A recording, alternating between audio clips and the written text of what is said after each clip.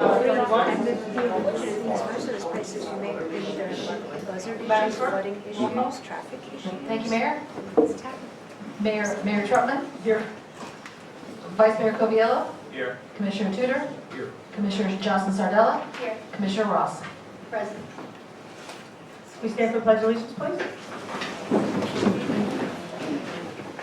I pledge allegiance to the flag of the United States of America and to the republic for which it stands, one nation, under God, indivisible, with liberty and justice for all. Madam Clerk, I believe you have an addition.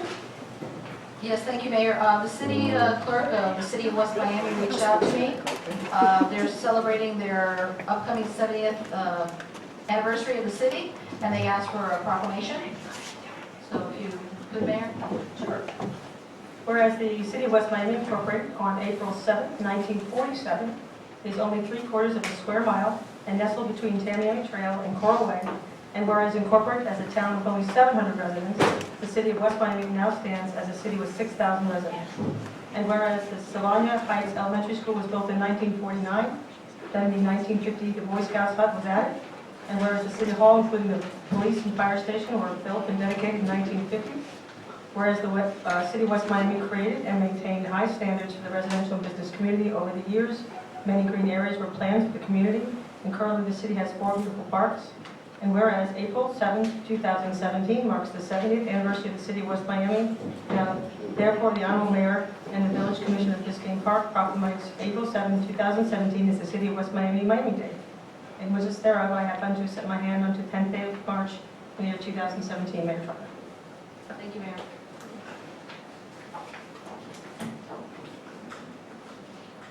Okay.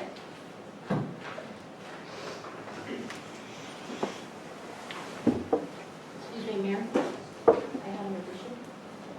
This is a special, Well, this was a communication I received from Senator Daphne Campbell dealing with the legislative session, and it's kind of... actually that's good because we had some other issues on that as well. Okay, go ahead and put that under, I made copies of it just to pass down, so...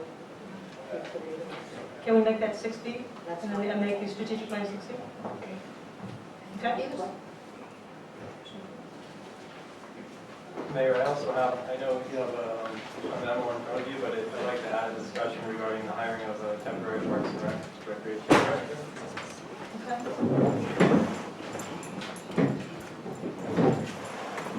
We're going to make that 16 strategic planning 6D. So 6B will be the Senate liaison, legislative session. 6C will be Parks and Rec.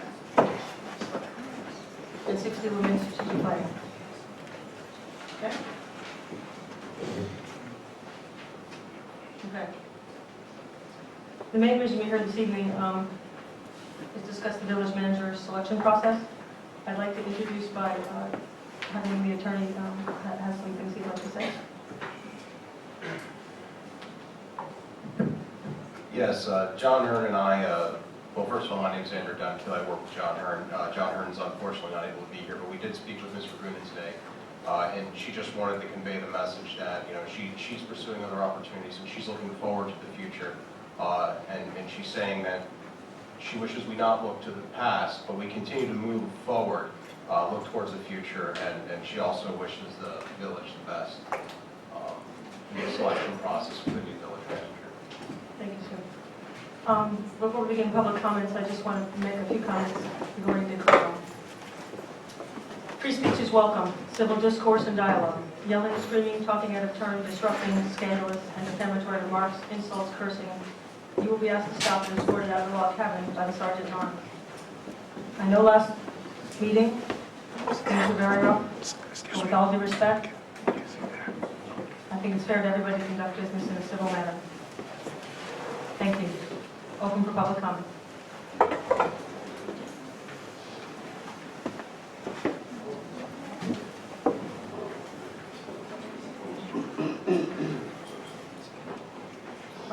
I'm sorry, there's a request as well, if you please sign in and put your address down so it's easy for the clerk to be able to make that. MacDonald Kennedy, is it on? 11705 Northeast 11th Place. I have some notes and they're kind of disjointed, so you guys will have to forgive me if I ramble a little bit, and I'll try to watch. Is the timer going to start? Yeah. Can you hear me? Oh, yeah. Okay. Past couple of days have been very emotional.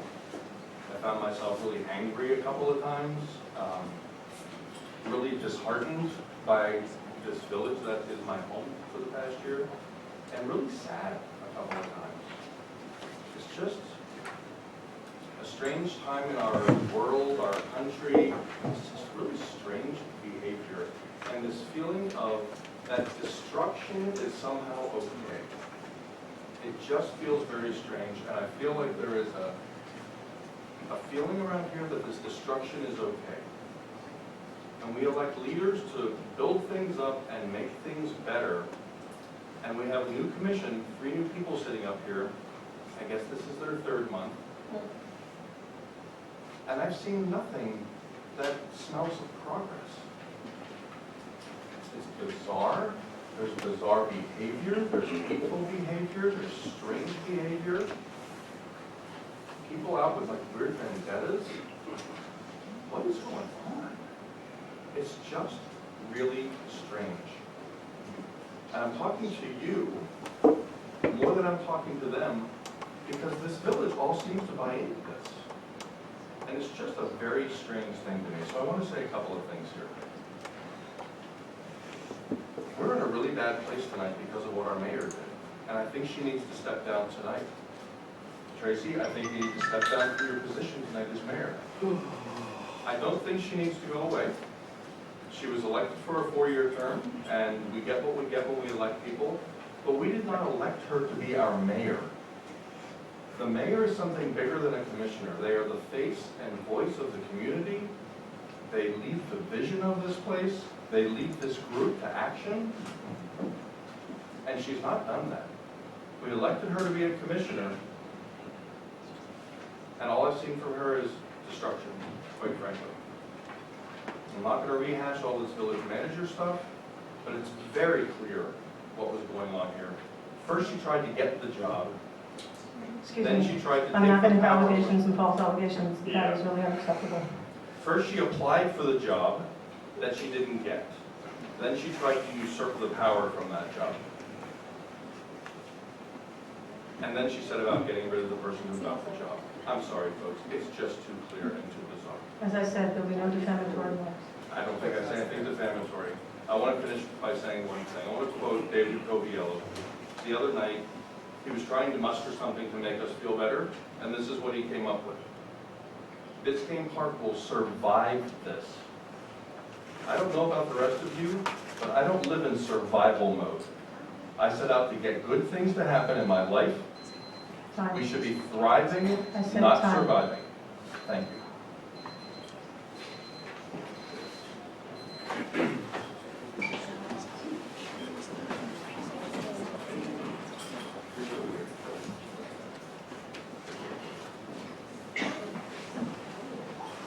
Gary Kuehl, 777 Northeast 111th Street. I'll agree with Mac in part, the first part. But I don't think it's strange. I think it's despicable. I think this small group of people that have this mob mentality that have made vicious, vile, vulgar, mean-spirited, small-minded attacks on our mayor, regardless of your disagreement with her opinion or her actions. This makes me ashamed of this, absolutely ashamed.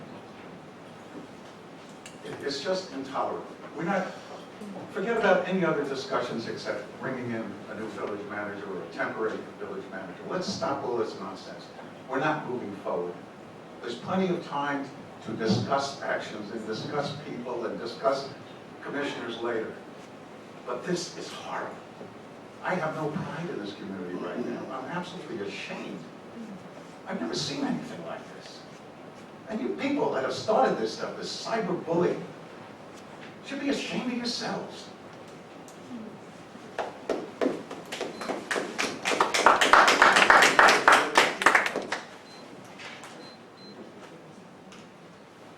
Michael Redmond, on 804 Northeast 8th Avenue. I happen to agree with Gary in this cyberbullying and what's been going on. It is incredible.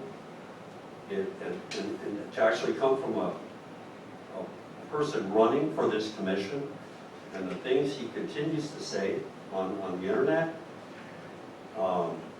it seems like each one grows by a paragraph each time. He says the same, pretty much the same thing, and it grows by a paragraph each time.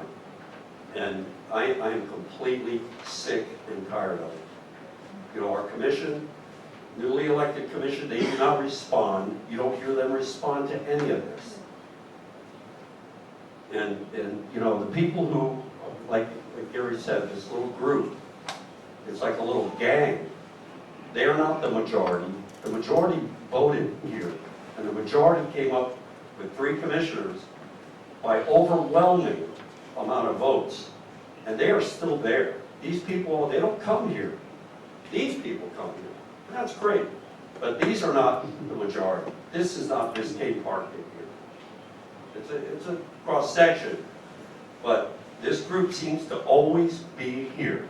And it looks like they are in the majority when they're completely the fringe, lunatic fringe minority. Thank you. Thank you, Mr. Irving. Jan Samari, 1030 Northeast 121st. I wasn't going to stand up and speak tonight because of the fact that I'm running for commissioner. But while campaigning, I have been speaking to residents who said, enough is enough. We have enough. Most of them would like to know what happened in reference to the city manager and the commission. But she resigned, and we have to accept that she's resigned. And the residents want us to get on with the business. Tonight, they're hoping that we're going to discuss about finding a city manager. And if we be sure that we do a better job on, you know, the good part about it, this commission is going to have a say in the city manager. They didn't have a say with the last one. But we need to cut out this stuff. And with all due respect to Matt Kennedy, I honestly believe that if you're criticizing the mayor, which I have a lot of problems with the mayor, I honestly believe that you should step down from running for this office. Because our job is to listen to what the residents have to say. Really not to come up. This is the first time since I've announced my candidacy that I've actually spoken. And the only reason I have said that is because of what you're stating. You have a right to speak on what you, and I'm not saying I don't agree with what you're saying, but we need to work together as a community. We are going through a lot. We don't have a police chief. We don't have a city manager. We don't have a lot of things that we need to do. Sorry, Dan, it's time. No, it's not. I'm sorry, bad time. My apologies. I mean, like I said, I agree with some of the stuff that you're saying. This is not the place. This is the place that we need to get on with our business. Oh, I'm sorry. To get on with what we're here to hide. I mean, I love the fact that we're seeing a lot of people showing up. But I hope we get a lot of people to show up when we're discussing other things. Not just to get rid of the mayor. I'm not going to give my opinion on this because I'm running for office. And I have to work with her if I get on this commission. And I think that that's not our place. So again, we need to work as a community.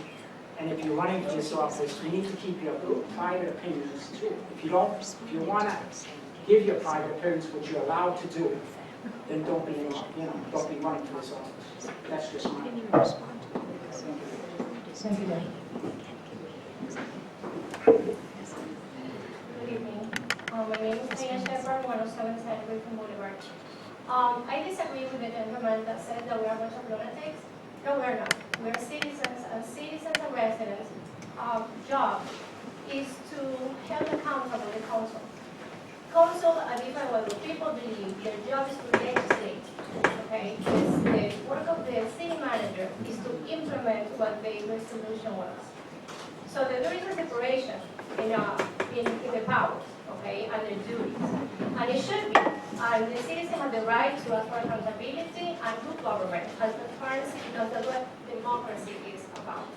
So it's not lunatics. People actually spend time, and actually we are very, very educated about government. I am very educated in government, and I have been very much involved in it. So having said that, I agree the citizens very bad shape. We are lacking key positions, and starting the process that may take up to 3 months like last time, it is a luxury that we don't have. And I agree, I think you guys agree.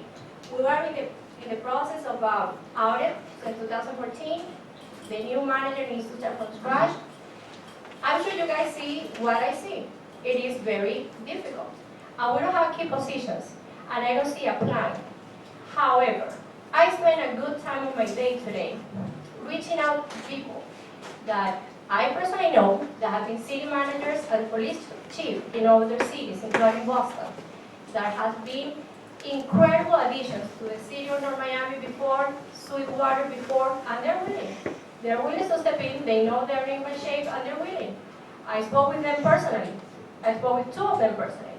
And one of them is willing to be a city manager, and he has an incredible resume. And the other one is willing to be a city, he's currently with the state attorney, with Catherine Fernando Rondo in a special division, and he's willing to be the chief police officer. And I think that's leadership. Leadership when you look for solutions, and that's when you look to resolve the problems that have been created. So I'm more than willing to meet with you guys and to go through that, and I think there will be a phenomenal, the credentials they bring is outstanding. I think we should all look forward and understand what happened in the larger picture. One of these people that are not the 2 that I'm referring was very distraught because they were with Sharon in North Miami Beach, one of the person I contacted today, and she not only had a outstanding reputation and outstanding performance through the years that she was in court there, but in the years in government.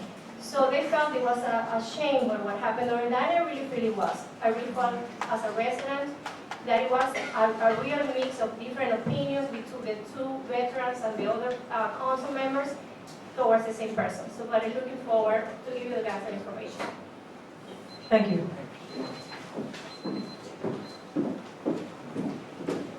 Judy Hamilburn. I'll make this short and sweet. 1015 Northeast 116th Street. In the prepared remarks I was going to make last time, which I never did get to say, I just kind of went off the cuff on what I did say. I was going to address the issue of cyberbullying, and I'm glad Gary brought it up because I think it's out of control. I think it's out of hand. I don't know what we can do about it, but it has brought more animosity. I don't even go on the internet to any of those websites, but it's ugly because people get a really tainted view of what's going on. So I don't know what more we can do about it. But as far as our commission goes, we need to be civil with each other. We need to not only talk to each other, but we need for you guys to listen to each other. And Mr. Kennedy, you have every right to speak your mind. You're here to do that. Whether people want to hear it or not, that's what we're here on. Freedom of speech. Thank you, Judy.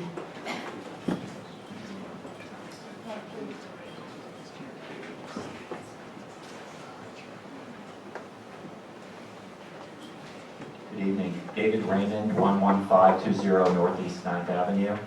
I wasn't sure I was even going to get up here tonight, but I felt compelled to, and I think that, first of all, I sent all of you, which you know, and I say that to the commissioners, I'm sorry, and also Maria, an email when I saw what I thought was the timeline for the hiring of the new manager, but was last year's timeline. And I thought, oh God, they're going to take 4 months to get this done. So let me please ask you, despite my misreading of the timeline from last year, to please do not take 4 months to get this done.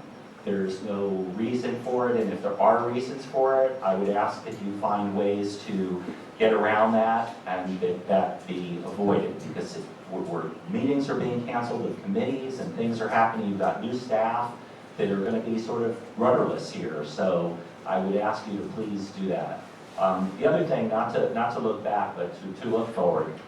In terms of what happened here the other night, and I think I agree with a little bit of everybody's feelings tonight. This place is a trip, I have to tell you. Really is. But so I have to agree with almost everybody's, because I have little pieces of everybody who I see, I see your point, and I do agree with you. But I think a lot of the feelings, but when Max started talking about his feelings about this, I can't help it, I'm a therapist by training. So my feelings are, this has been a really sad, sucky week for Biscayne Park. That's how I feel. And I think that the communication has broken down, so I can do my marriage and family therapy with you guys. So I would ask that you please, you're asking us to treat you with respect. I think I've always tried to do that, so I would just ask in return that we're treated the same way. If there are things that you can't say, and this is a lesson I learned working in government, if I had an issue I couldn't talk about legally, before the meeting, I had a meeting with whoever my assistant county attorney was, and we discussed that issue, and I told her to shut me up when it was time to shut me up.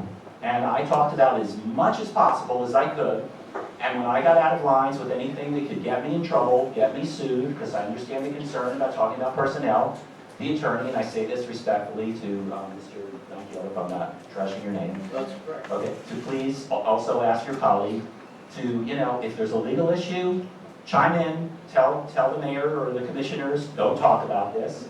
And otherwise, if it is an issue you can talk to us about, please do, because I think, people felt disrespected in that we didn't really know what was going on. If you couldn't talk about it, it would be nice to know the reason. It would be nice to hear from the attorney, yes, that's the reason. So I just ask you that in terms of process. I wish you all luck. I'm still praying for all of you.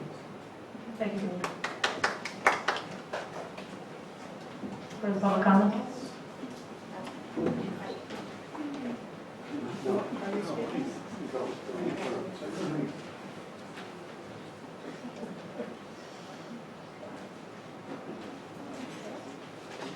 Good evening, everyone. Judith. Hello. Hello. At 117th Street, I think some of you know me by now. I'm sorry, you have to speak into it. I thought that's what I was doing. No, you tried doing it. Okay, Sorry, so thank sorry, you. so sorry. All right. I would like to revisit for just a moment what happened last week. It was appalling. Because I was not permitted at that time to speak during the agenda discussion concerning the village manager's resignation, I would like to address this matter now. The reasons why, which seem to have been percolating all over the commission. The reasons why the village manager resigned are hers alone. Can you speak into the mic? They are hers alone. They belong to her to utter anything that could or would damage her future employment, would result in defaming Ms. Ragunin's person and subject the commission and thus the village to her suing for defamation. Further, if she were to file a defamation suit, the village would be liable not only for the damages, but also for her attorney's fees and costs. That would be staggering. The village manager voluntarily resigned, whether anybody likes it or doesn't like it, understands it or doesn't understand it. That was her right to do that. It was her contractual right to do it, and she did it under her contract. This has nothing to do with the word transparency, which everybody seems to be misinformed about, despite what you, the residents of this village, have been led to believe. Every attorney in this room knows that. Were the village attorney here tonight, Mr. Hearn, he would tell you the same thing if asked. He would caution the commission not to engage in rumors, including the opinion that her resignation was forced. If that's what certain members of this commission believe, that opinion does not rise to become a fact. It is still nothing more than an opinion, and one that is absolutely accusatory, laden with supposition, and devoid of fact. No commissioner can or should reveal what they might know or suspect about Ms. Ragunin's resignation. Ms. Ragunin is the only person who can discuss the reasons for her separation from employment with this village for legal and ethical reasons. If she chooses to discuss the matter, that's up to her. And people who sat here and stood up and said these awful things should think about what it is they don't know and what information they don't have before they make accusations. And I think that the commission should be responsible for what it says and what it does. And I think that the members here who are new should be afforded the same opportunity to grow into their positions as you want her, as you wanted her to grow into hers. Thank you.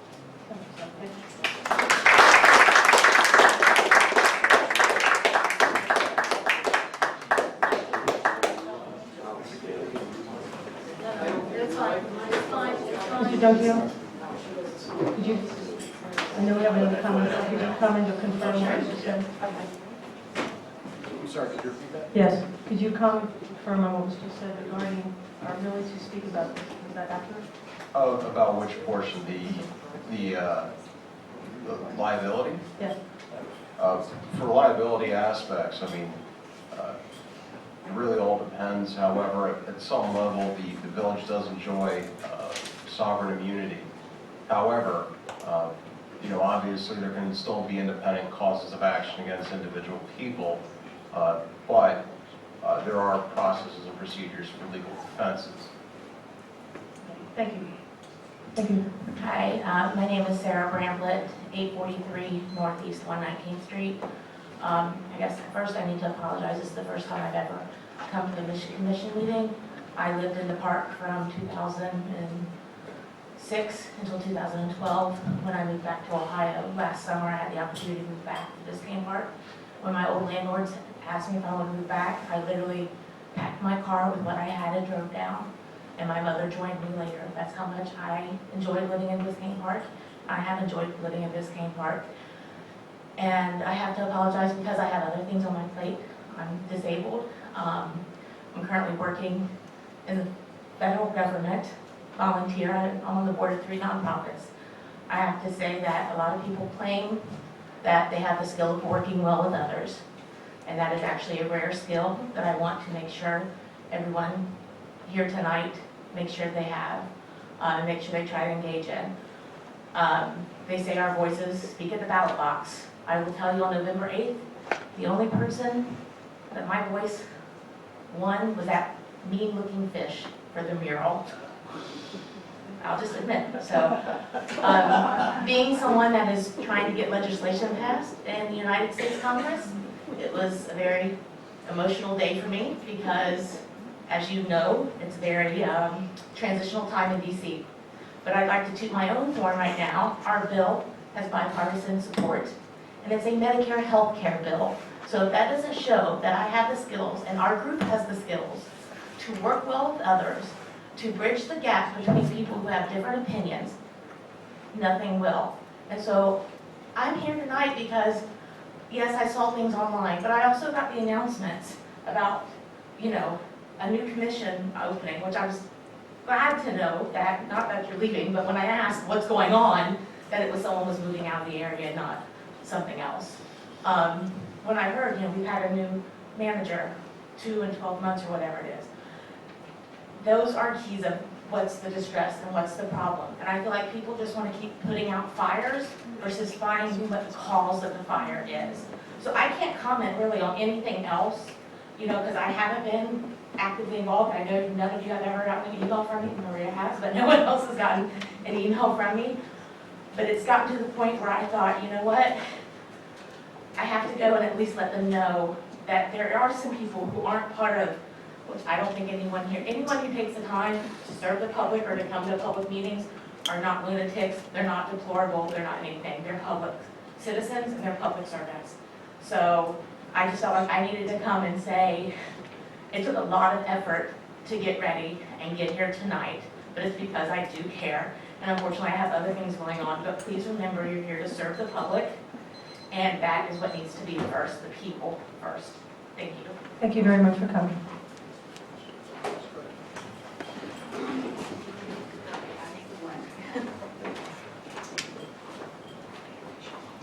Good evening, Mayor and Commissioners.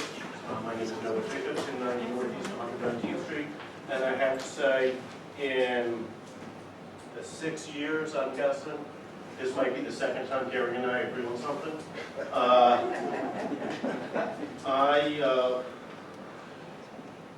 have a couple things to say. And I said a few things 3 days ago, and I still hold to it, which is that the job of commissioner or mayor is 10 times harder than anybody that's sitting out here realizes. Appreciating that you might not agree with them, very often they spend countless hours trying to do what they feel, each and every one of them feel, are the best for the village. Again, that doesn't necessarily mean you're going to agree with what they're doing. That simply means that they're not in it for the money. And if you look at their salaries, I can guarantee you they're not in it for the money. A little more specifically to what I'm here for, I sent each and every one of you an email 3 or 4 days ago. I'll read it quickly so that it's in the record. I do not have Commissioner Johnson Sardella's email. I apologize. If the clerk would send it to me, that would be appreciated.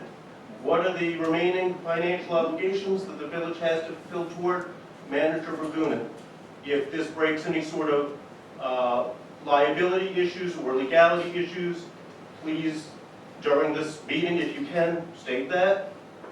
What is the financial cost of the 30-day payout? What are the vacation sick pay or other monetized benefits? And are there any insurances or encumbrances that are due upon separation? Again, all I'm asking for is the financial implications to the village. That being said, one member of the elected officials was nice enough to speak to me in person. Another effectively told me that they were too busy and it couldn't be done. It would eventually occur. All I'm asking as a former official is the very first thing I would have asked, finding out that the manager had left, which is, what is the financial cost to the village? I've watched today as a thread materialized on next door about a lack of leadership. I urge the commission to take this opportunity to exhibit leadership. We have a need for code. With the new manager, we can focus on code. We have a need for reinvigorated rec center, which is a center of the village for many of us. We have a need for a permanent police chief. We have a need for someone who will focus themselves on making sure those audits are done. And we have a need for more citizen engagement. Thank you very much. Have a good day.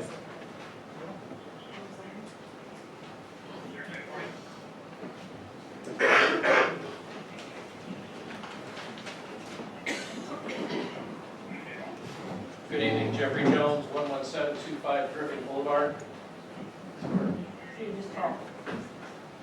I just wanted to say that I support the mayor, I support this commission, and I truly believe that they have the best intentions for the park and want to see things improve here in all categories. I had a lot of things written here. I think I'm just going to skip to the end, because a lot of other people have already covered some of these items. And do you like numbers? Because I love numbers. Here's some numbers from the Miami-Dade Board of Elections on the Biscayne Park Commissioners. In November, 2,700 votes were cast for the commissioners. Assuming that each voter checked 3 boxes, 900 people voted. Now maybe there are a few more, who knows, they may have 1 box, 2 boxes, but approximately 900 voters voted. Of that group, William Tudor received 62.8% of the vote. Jenny Johnson Sardella received 75.7% of the vote. And Tracy Trutman received 84.6% of the voters checked the box for her. If you add up all the votes that were cast for these 3 commissioners, you get 2,010 votes out of a total possible 2,700 cast. That's 74.4% of this voting community. You were elected for your commitment to oversight, code compliance, and increased police presence. As you look forward, please look for these characteristics in a village manager that is committed to these same ideals.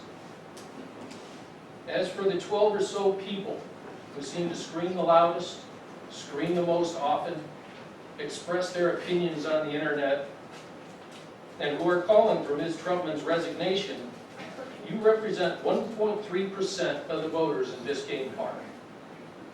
That leaves 83.3% that still support you. Thank you very much.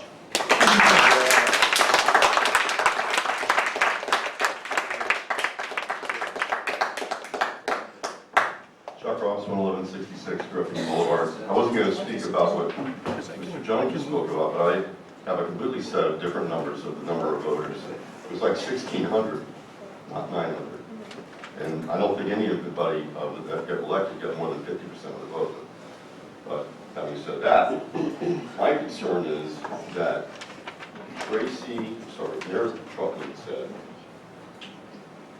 at one point during the meeting that she had already made up her mind about a manager prior to the meetings.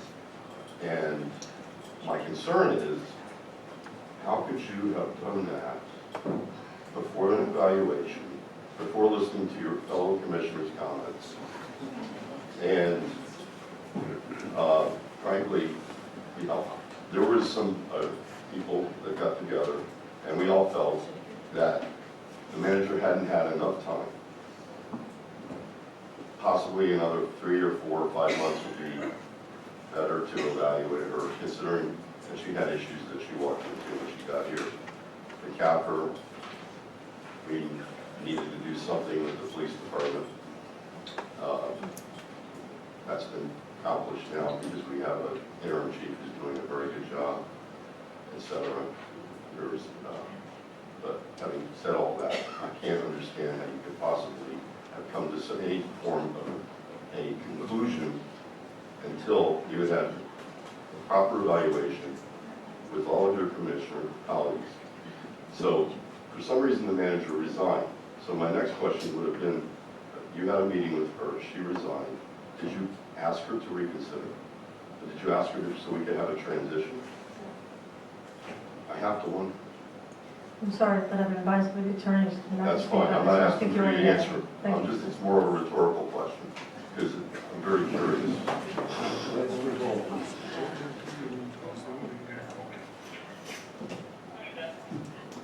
So here we are, and we're trying to figure out how to get someone to captain the ship, because right now we're rudderless. And hopefully we'll be able to take care of that within the next week. Thank you. Thank you, Chuck.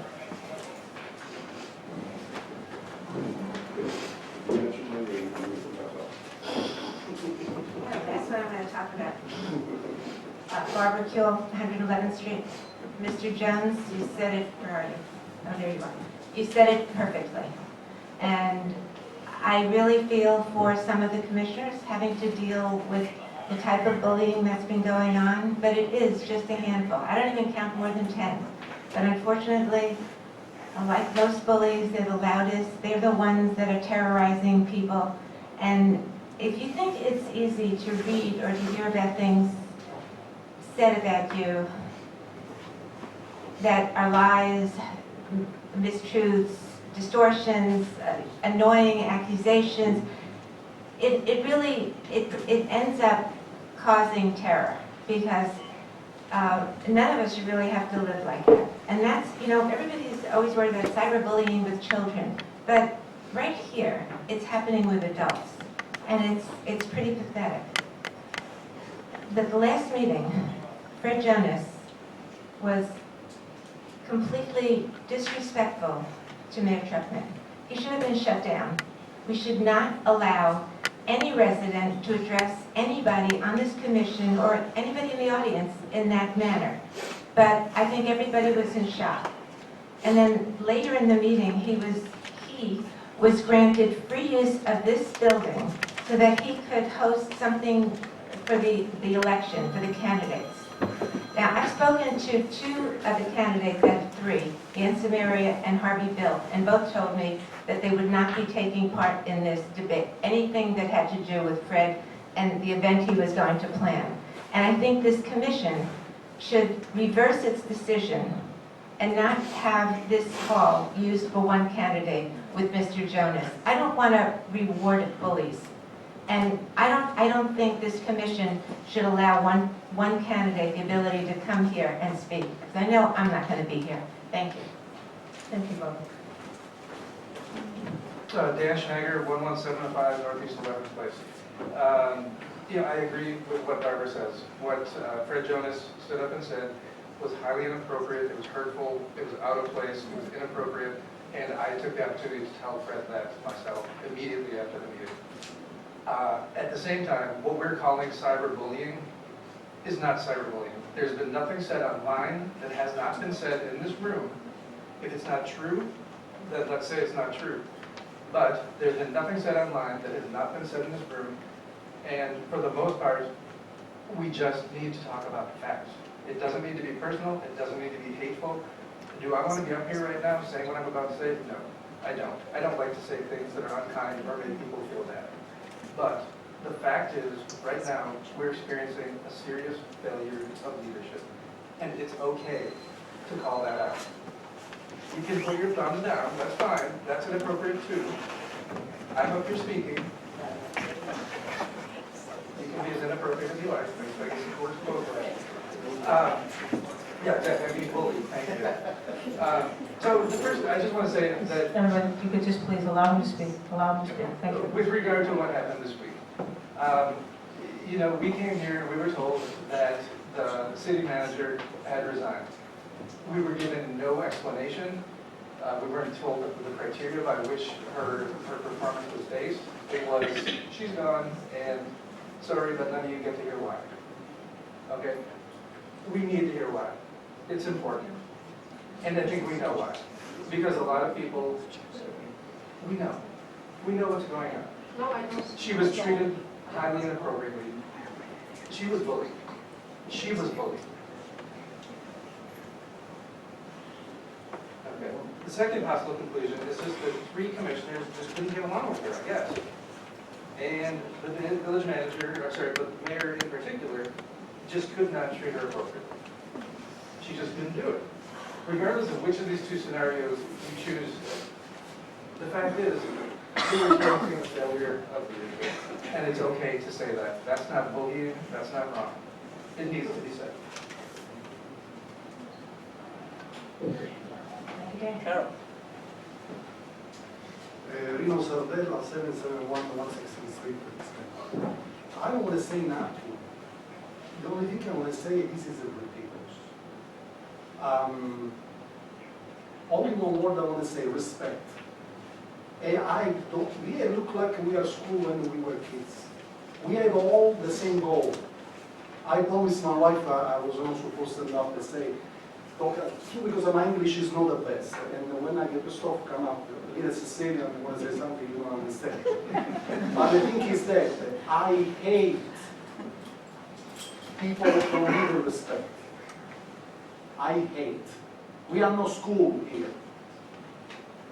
We are men, we are women, grown people.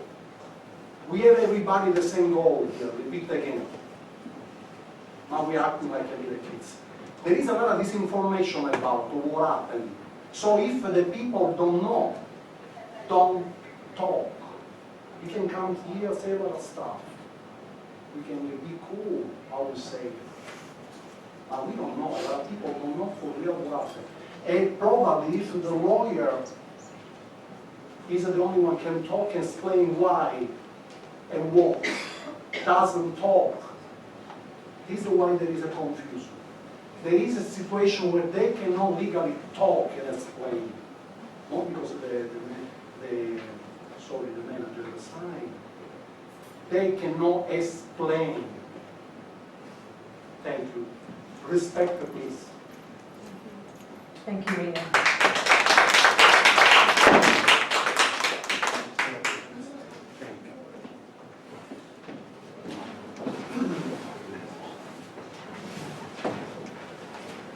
Barbara Watts, 720 Northeast 118th Street. I agree with what so many of you have said. When I was looking at Nextdoor once last week, someone wrote in, oh, any elected official is fair game. I thought, what is this, a war hunt? Oh, let's fix it place, got you. The commissioners up here work for virtually nothing, give up their personal lives and time, and do not need to be ridiculed and disparaged. Disparaged, I was just reading last week when I was working on my Virtues and Vices project, is a form of envy, and I think there might be too many envious people here. I think at last Tuesday's commission meeting was heated. I didn't hear it all, but with accusations, recriminations hurled at the commissioners, Jenny Johnson Sardella, Will Tudor, and Mayor Tracy Trotman, who I believe maintain composure in the face of rudeness and bullying. Social media has been awash in rumor, innuendo, and vitriol for weeks, and it's only gotten worse with Tracy being the primary target. This should not be the case, and I believe it is wrong to participate in this ugly world of social media. Tracy ran on a platform that emphasized, among other things, fiscal accountability, responsibility, and better oversight. Indeed, the former commission, myself included, should not have given the reins, should not have held the reins more lightly. We should have held them a little bit more tightly. Let the manager do her job, or his or her job, and manage was the mantra. And the consequences were indeed terrible. Tracy received far more votes than any other candidate and has attempted to do what she said she would do during the campaign. She should have our support now. Things did not go better in the last few months with code or with police. The naysayers are vocalizing like rabid dogs. We need, as a community, to respond with a symphony. Just one more thing. Much to do has been made about the mayor and the commissioners not attending the village manager's meeting a couple of weeks ago. And I'm going to skip part of this. But when it was questioned, it was mentioned at that meeting, oh, where are the 3 new commissioners? Then there was dead silence. And whatever. Okay, so everyone was led to believe, okay, oh, it's a collusion. Okay, the social media was rife with words of, oh, conspiracy, collusion, they're all not coming. Well, if anyone had asked the village managers, each one of them responded to the village manager, and each had, with notice of a meeting only 5 days before, given less than 24 hours to respond, and each one of them had professional responsibilities that could not be changed for their dates. And yet on the social media, it was, oh, and people are writing, why didn't you go? Why didn't you go? That's a bad sign. We're reading into it. Again, it's like, if you don't know, don't make judgments. We need to pull together, and we should ignore the sowers of discord. You probably don't know it, but most of my research is on Dante's Inferno.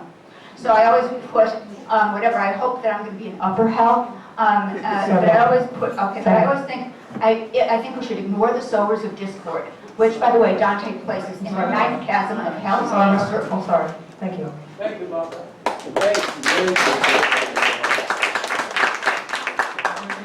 Any other public comments? Okay, we'll close public comments.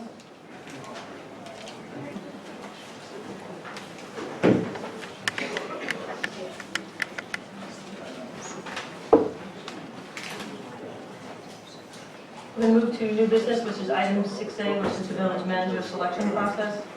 I'm going to open it up to the floor.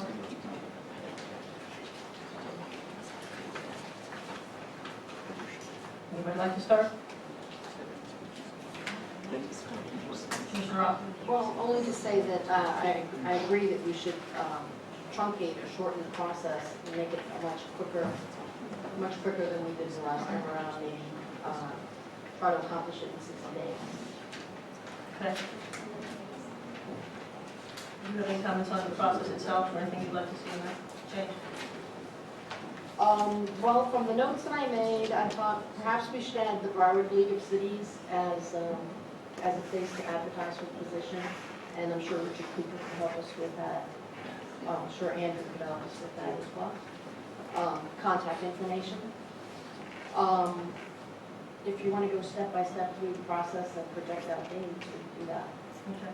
Commissioner Moss, could you speak into the mic? Back here on there. Is that better now? Much better, thank you. Okay. Do you want to do comments first with everybody first, and then we'll do timeline? Would that be okay? Have everybody have comments first, and then we'll go with the timeline? General comments, and then we'll do timelines. Does that work for everybody? Okay. Mr. Johnson, One of the comments that I wanted to make is that in the posting, I think last time there were candidates from out of town, as far away as Alaska. So I think it's important that we put in the posting that we won't be paying for any type of relocation, so that we can kind of narrow down the pool of applicants to local. So I think that that's something that's important. Okay. Anything else? Okay. Vice Mayor? Actually, one thing. We obviously went through the process fairly recently, and so I know that in the end, we had 3 candidates that were finalists, and I think 2 were very looked on very favorably. So I don't know if there's any appetite to shorten this, or whether it's even appropriate to discuss the position with the person that was in second. during that process? It's actually, Vice Mayor Coviello, I was thinking as well that what would be the process for us to do that, and that might help with shortening up the process, since he's already vetted and. Correct. Is that for the interim or for permanent? I would say for interim, since the last time we did have the community's involvement with selection, I wouldn't want to block that, but I think putting him into an interim position and then maybe seeing how it goes, if it would be revisited, and move into a permanent position, but I don't want to seem as if I'm taking that away from the community. Yeah, no, I agree, and honestly, I don't know whether he's still looking for work, or not, so whether he's available or not. He is. According to, I think Maria forwarded us a list of those in transition, and he's still there. Oh, okay. Anything else, Vice Mayor? No, thank you. Commissioner Tudor? No, I was having the same thoughts as Commissioner Sarnell and actually Vice Mayor Coviello. We've already been through this process. I would like to see about revisiting the candidate who was the runner-up at the prior commission. And actually see about his availability and see about that we actually shorten up the process and we can move forward on this position. Thank you. Any other comment? So we're now talking about the interim position, or? Well, the thought is to reach out to Mr. Cutney and see if he's available to take the interim position, and then discuss moving forward after that is advertising for considering people on obviously two discussions, but that once again includes Mr. Cutney being here and having that conversation with Mr. Cutney. But I also concur that I think that would be a very good move, since he's vetted the community, is the one who selected him. I think this does not in any way bypass the community, which I also think is very important. And I think that would be a very good start and a rapid hire as well. If I could suggest as an alternative, since we don't know Mr. Cutney's availability, the list of members in transition that was provided to us from the FCCMA also includes one of the finalists of the prior search. Her name is Sarah Hannah Spurlock, and she, after the selection was made here, she went on onto a position in Key West as assistant manager, and now I see that she's got a Broward contact phone number, so that could be an alternative person who was held in high regard before and went through a vetting process. Do you want to discuss timeline for, first of all, do we have a consensus to reach out to Mr. Cutney for the interim position? Yes. Yes? Yes. Yes. Do we want to discuss advertisement for a permanent position and process? I'm sorry, but if we don't pick an alternate person, then we're going to have to come together again and meet again to make the next suggestion. So can we have consensus to reach out to Sarah Hannah Spurlock as an alternative? Might I suggest that since, can we look at the, hold on, sorry. Or has someone already reached out to Mr. Cutney?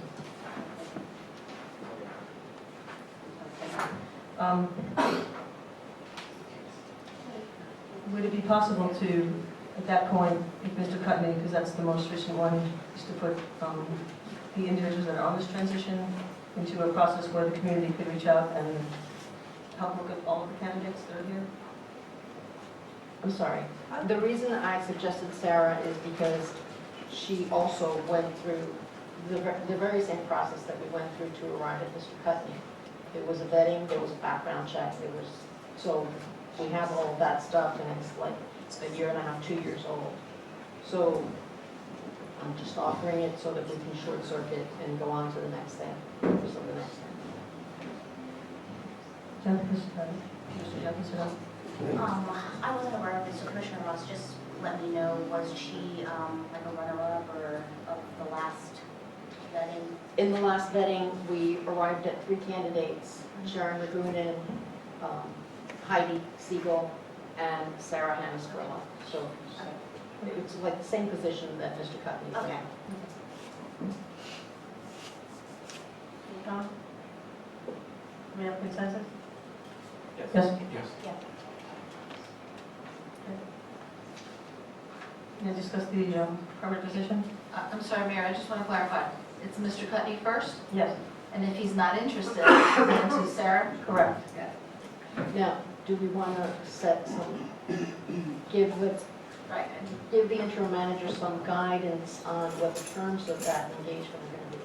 Right, I know we were going to discuss the timeline will then impact that, so I thought we could cover the timeline and figure out what period we want. If we want a 3-month period, I think would be a normal type period for an interim, but I didn't want to make that until we actually looked at a real timeline with everybody. Yeah, so that's about right.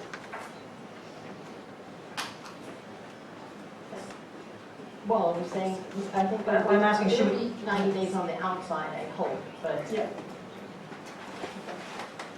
So do we want to go ahead and just discuss the timeline and then find a way to expedite the timeline and then saying up to how many months for the interim? Is that what we're going to go with in that process? That's suggested. I think before we talk about the number of days, perhaps we want to talk about what the steps are going to be, and then that'll guide how long we have to project out, deadlines. Go ahead. So what we went through before was a review process. Well, I guess the posting. Let's talk about the posting. Yeah, was it the posting first? Right, so I offered to go to the Broward League of Cities. If we can get it together, like today, I imagine we're going to go today through any changes that may need to be made to the offering. But by the 15th of March, is that feasible to start posting? Absolutely. By Monday, we can start posting. Can we look at the job requirements first, please? Before we get dates on that. The notice, The actual job requirement. what page?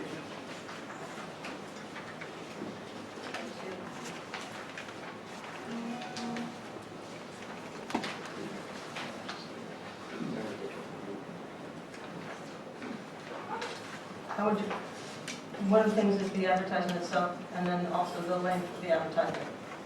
So if we're going to put it in March 15th, how long do you want it to run?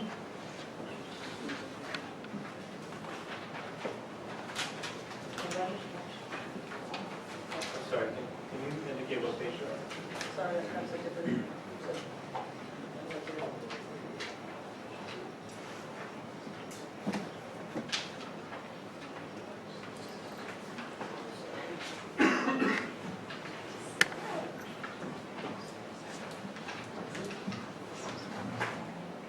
I don't know, so my notes are heavy.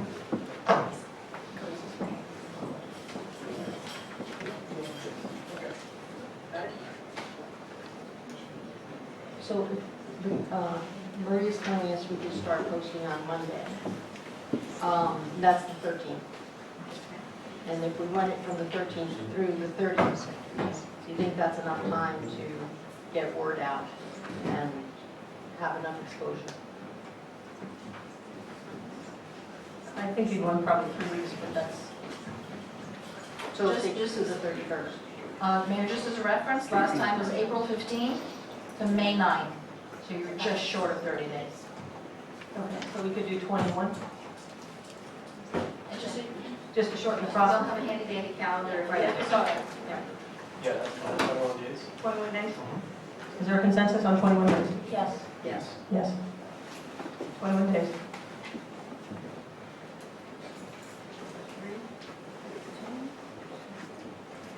So 31st, is that right? That'd be 1, 2, that'd be the 3rd, April 3rd. You do the 13th. 1, 2, 3. April 3rd, right? April 3rd, yep. Correct.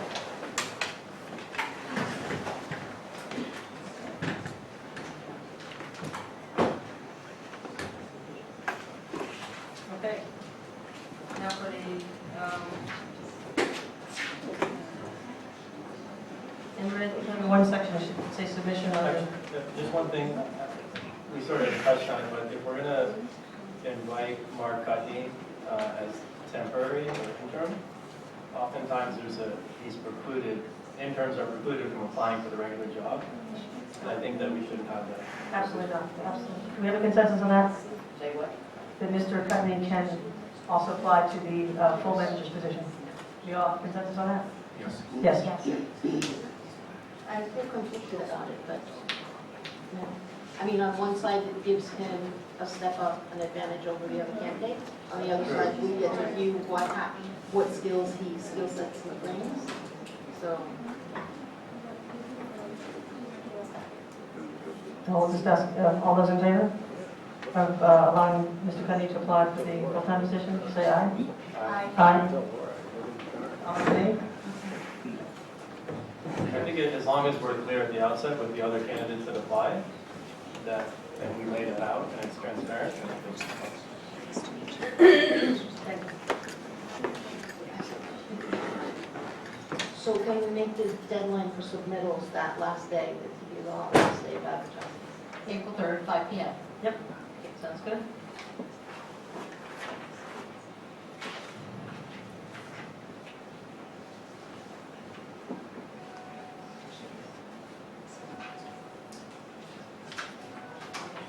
Sorry, just give me a moment.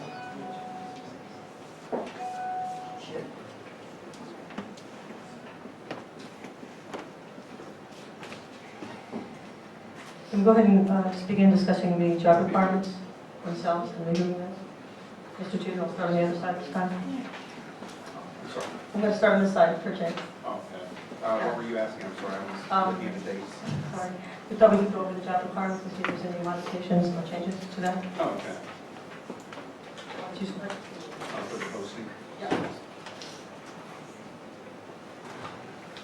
me see. Have some minutes here.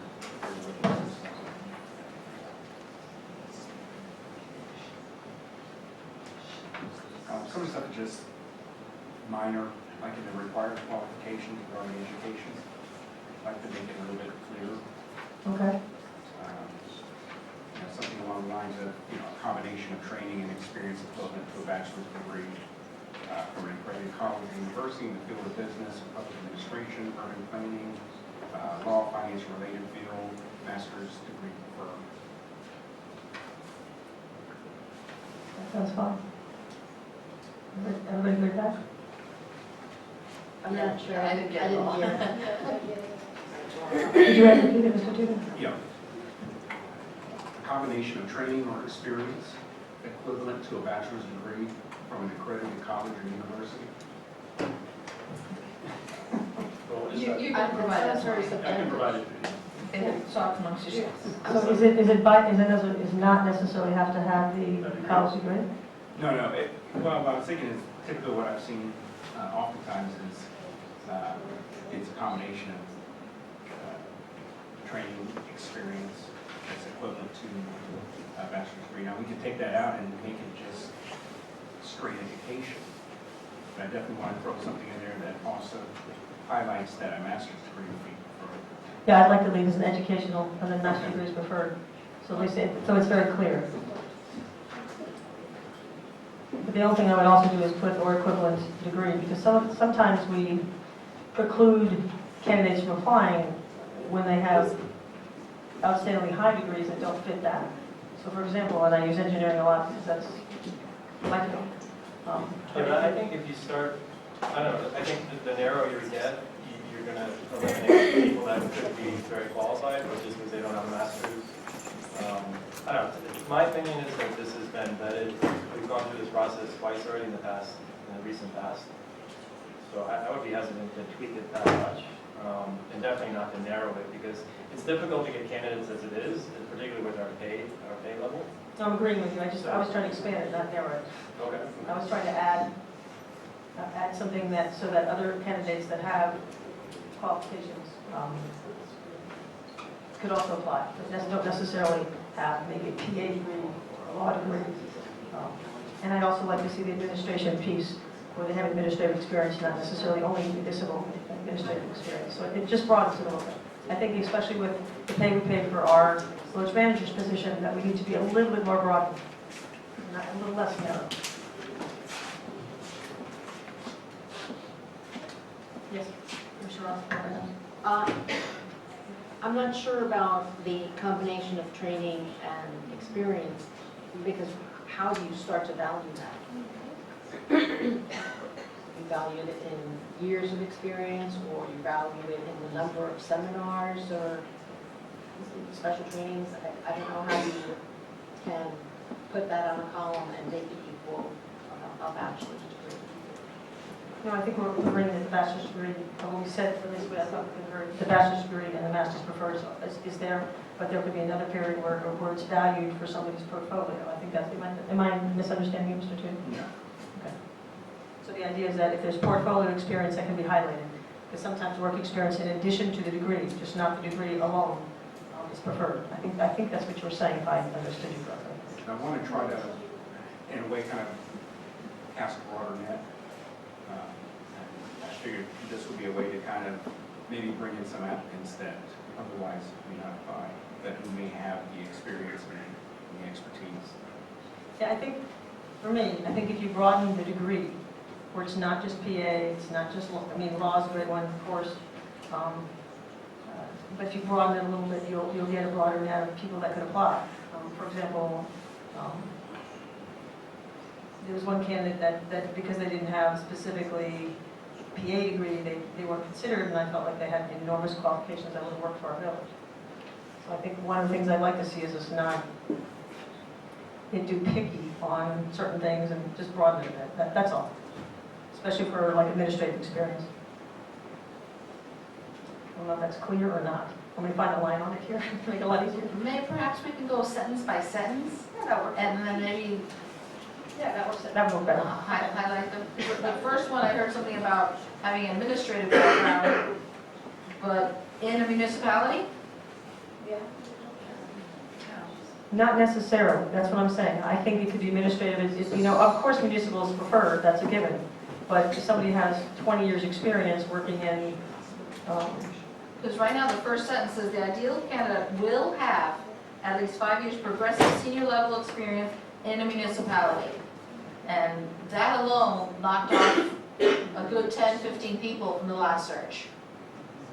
So that's why I thought maybe we can go line by line. okay, let's go line by line, that's a good idea. And I just don't want to cut people off, so I think that you want to change that sentence to say municipality preferred or something like that. But right now, you gotta have it. Or, no, I think you should have it, or put, senior level management experience, senior level management experience. I think that it is critical that we have someone who has experience with municipalities. It doesn't only speak to their experience, but it speaks to the connections and the relationships that they have, and they can bring benefit to the village from. Well, I don't think we're excluding those people. Clearly, if you have somebody with a lot more experience, but the question is, if you end up having such a narrow net and such a narrow salary, do you really want to knock off some people that might be great fit for the village because they don't have that specific checklist? That's all I'm concerned about. We have such a narrow pool at $71,000 when the average manager gets $150,000. So we have to be realistic about what we're going to do. And this village, honestly, doesn't run the same way a huge municipality like the city of Miami Beach runs. It doesn't have the same requirements. It doesn't have, this is a much more hands-on, applied position. You're in the field, you're doing stuff, you're out and about, and so I'd like to see it just widen enough, because you might find a really good fit that you would otherwise knock out. In my mind, someone who has not had municipality experience is not going to be able to fit. Just exactly for the reasons that you're saying, because we're not hiring just a person, we're hiring their network. And we've seen that again and again and again, that a manager may not have a particular skill set, or we are lacking a particular skill set, but they can pick up the phone and they can bring somebody in to help us through a task. And without that, we're lost. Okay, I think we're not disagreeing on the idea of networking. I'm actually agreeing with you on the networking piece.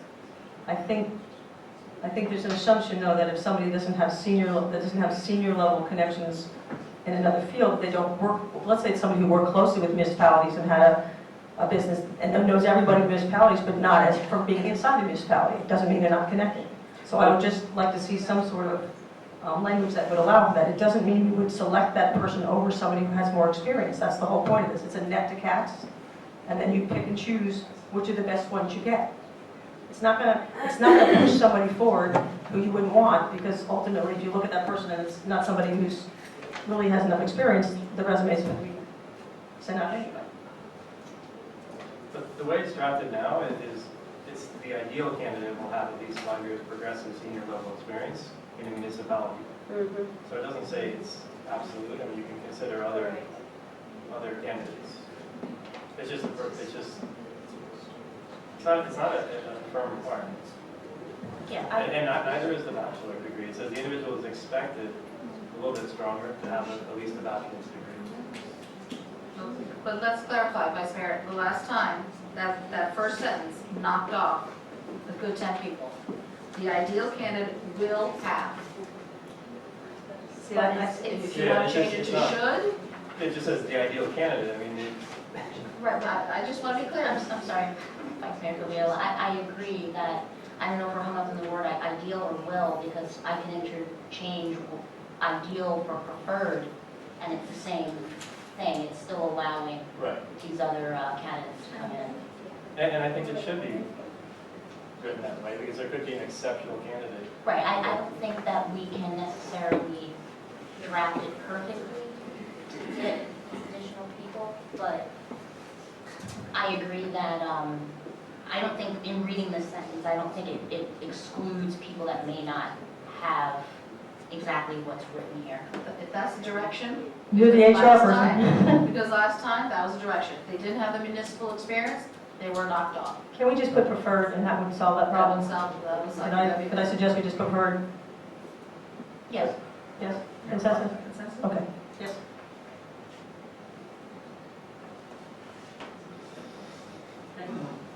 Mr. Tudor, anything else? I was looking at the next thing. Yeah, so the next sentence is, the individual is expected to have at least a bachelor's degree in business administration, public administration, urban planning, law, finance, nonprofit, or related field.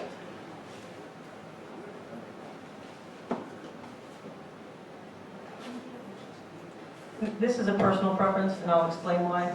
And yes, I'm biased in this, so let me just admit my bias.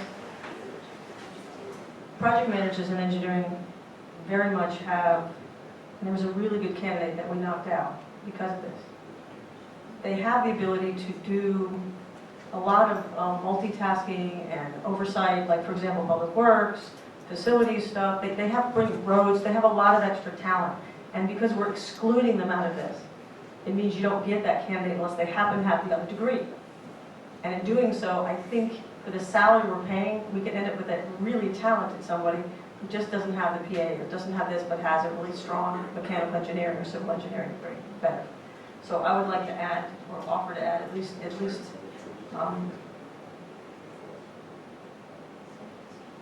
allow for that as an alternative degree. I know it's different. I know it doesn't fit the classic role, but I think it would give us.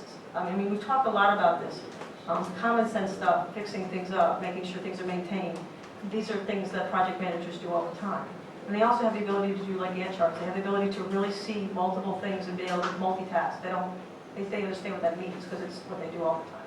That's just my thought. It's a little different. But I mean, you can treat that sentence or that requirement the same way that you treated the first requirement and say that the preferred candidate will have at least a bachelor's degree.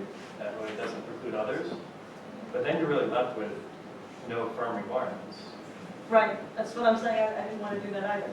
I don't want to cast it so broad that you end up with this, you know. I remember when you guys first did this, you had like, I don't know how many pages and pages and pages of people you had to get through. So, just anybody's suggestions, maybe we could do,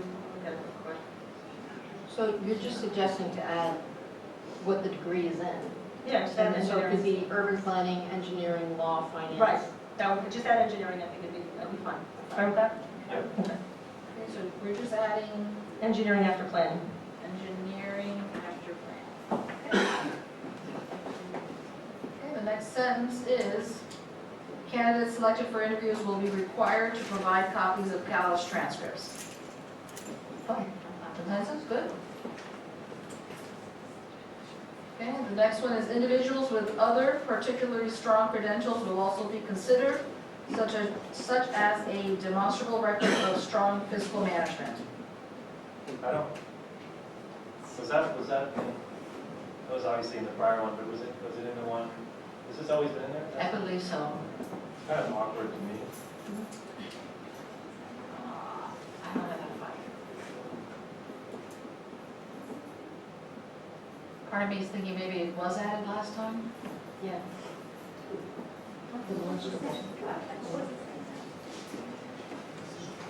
It's hard to I think find. that should be, I don't think it's necessary, I'll just delete it.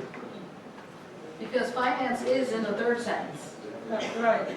I think maybe individuals with other particularly strong credentials will also be considered, period. Because in other words, that leaves a little room open if you have somebody who just didn't fit in the box, but you go, wow, this is a really good candidate. It just leaves a little window open. Yeah.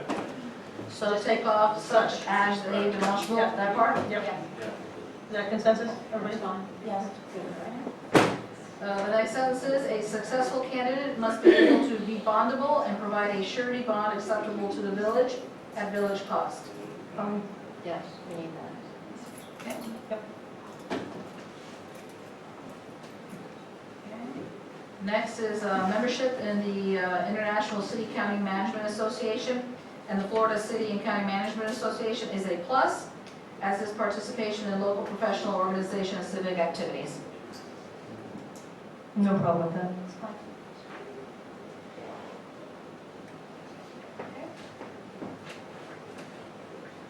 And just to go backwards, you were all okay with background? Actually, I have one note. In the background, there's a typo. It says the village is blended together in a quiet, peaceful, and relaxed park setting. Quiet. My last room.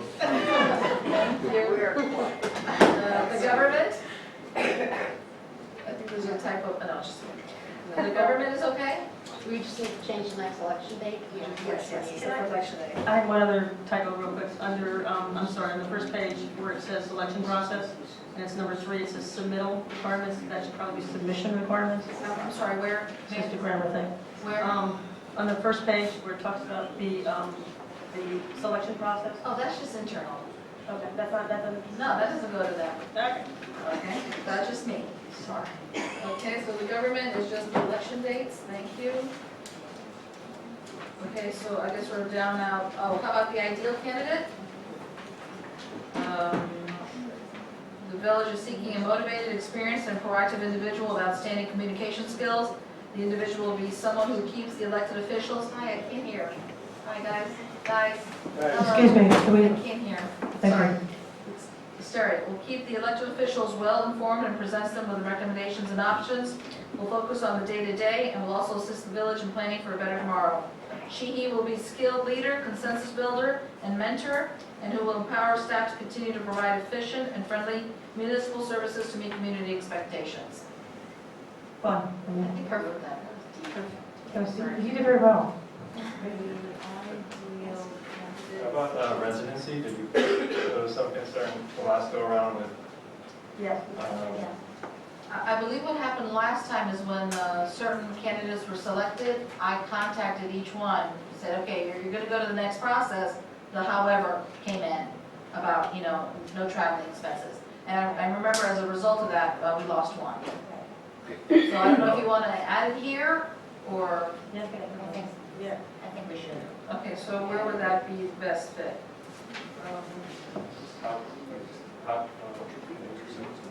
Well, we have this section for residency. I'm sorry? I would put it under the section for residency. Where's that? It's on at the back, the last page. Okay. So I would add to the end of that paragraph, because it says residency within the village's boundaries is not required. Residency in Miami-Dade County or Broward will need to be established at the candidate's expense. The ninth ballot, no rate relocation reimbursement will be, something to that, some sense on. The question was Oh. Palm Beach. Thank you. Well, I thought there was a concern, like Mr. Cudney, I think, lives in Palm Beach County, and there was a concern, at least during the process, that was too far to commute.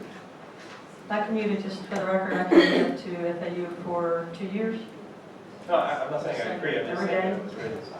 I think that was maybe the result of a manager, we had a manager who lived in Palm Beach and it was challenging. We had a finance director who was in Loxahatchee, had no problem. I mean, he was from the north, from New York, and he had that travel time, it was normal for him. How about residents of Miami-Dade County would be preferred, also accept those Palm Beach County? How about that, South Palm Beach County? Say it again? Resident of Miami-Dade County, Broward is preferred, will need to be established, it is preferred that, let me just, English version. It is preferred to have established residency in Miami-Dade, Broward County. Palm Beach County will also be considered. Two. You could do South Florida, but then you're getting like Naples, you don't want to do that. You want somebody commuting from Naples.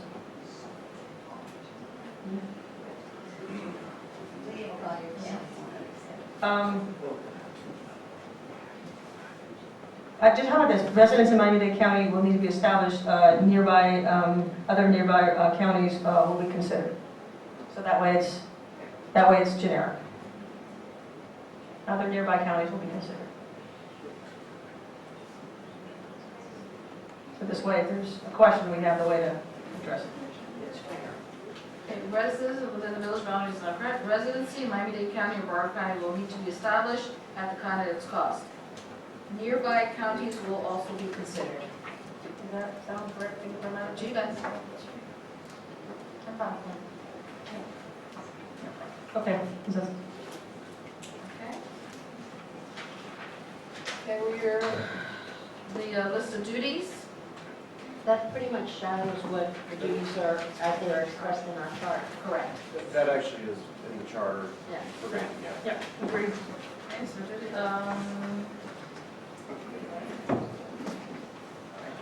but the other attributes were add-ons. Correct. Those are the bullet points. I think those are fine.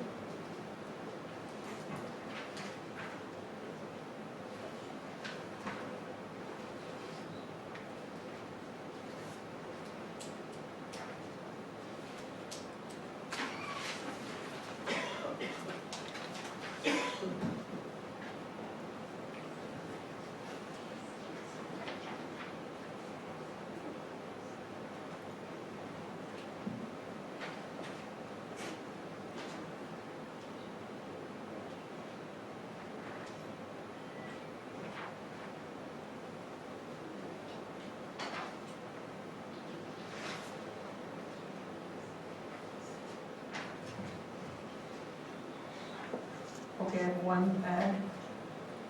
Ability to prepare and review financial documents.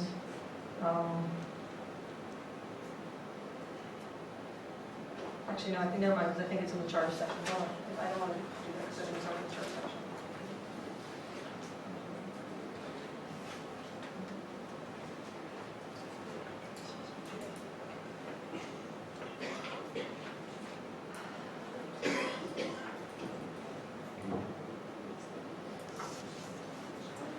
It's already there.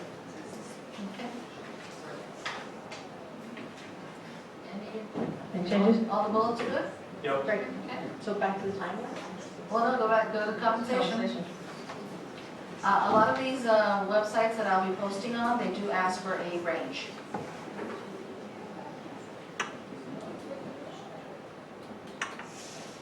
Historically, what have you done? I think last time we did 80 to 85, something like that. So, That sounds fine. consensus? Yep. Yes. Consensus? Yes. Yes. to the residency and how to apply. Okay? Now, if I may go swing back around to Mr. Cutney, Yes. what salary am I going to tell him? Same thing?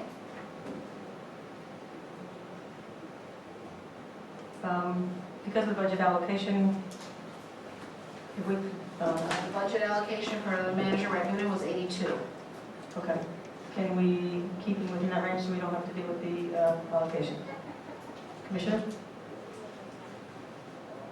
I think when you hire someone on a short-term basis, it's the rate, like when you hire a temp, the rate is usually a little higher than a permanent position. But if you make the offer, if he accepts it, then Commissioner? 82? 82 consensus?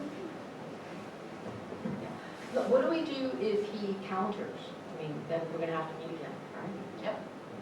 I would suggest that we have like a drop dead number or something like that, so that we wouldn't have to. Really difficult thing to negotiate on camera. I'm sorry, but it is. It's one of the things about Florida government, which I love.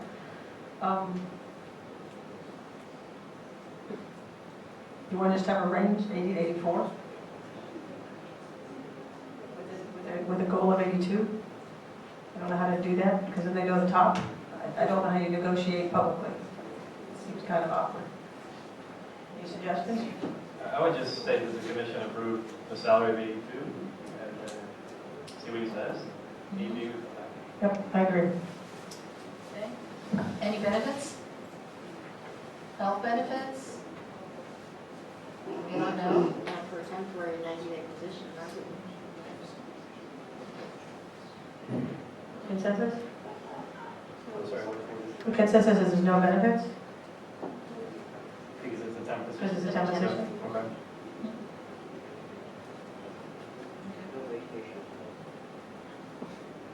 Attorney, has anything to add? I'm sorry? We're good? No, that's good. Good, okay.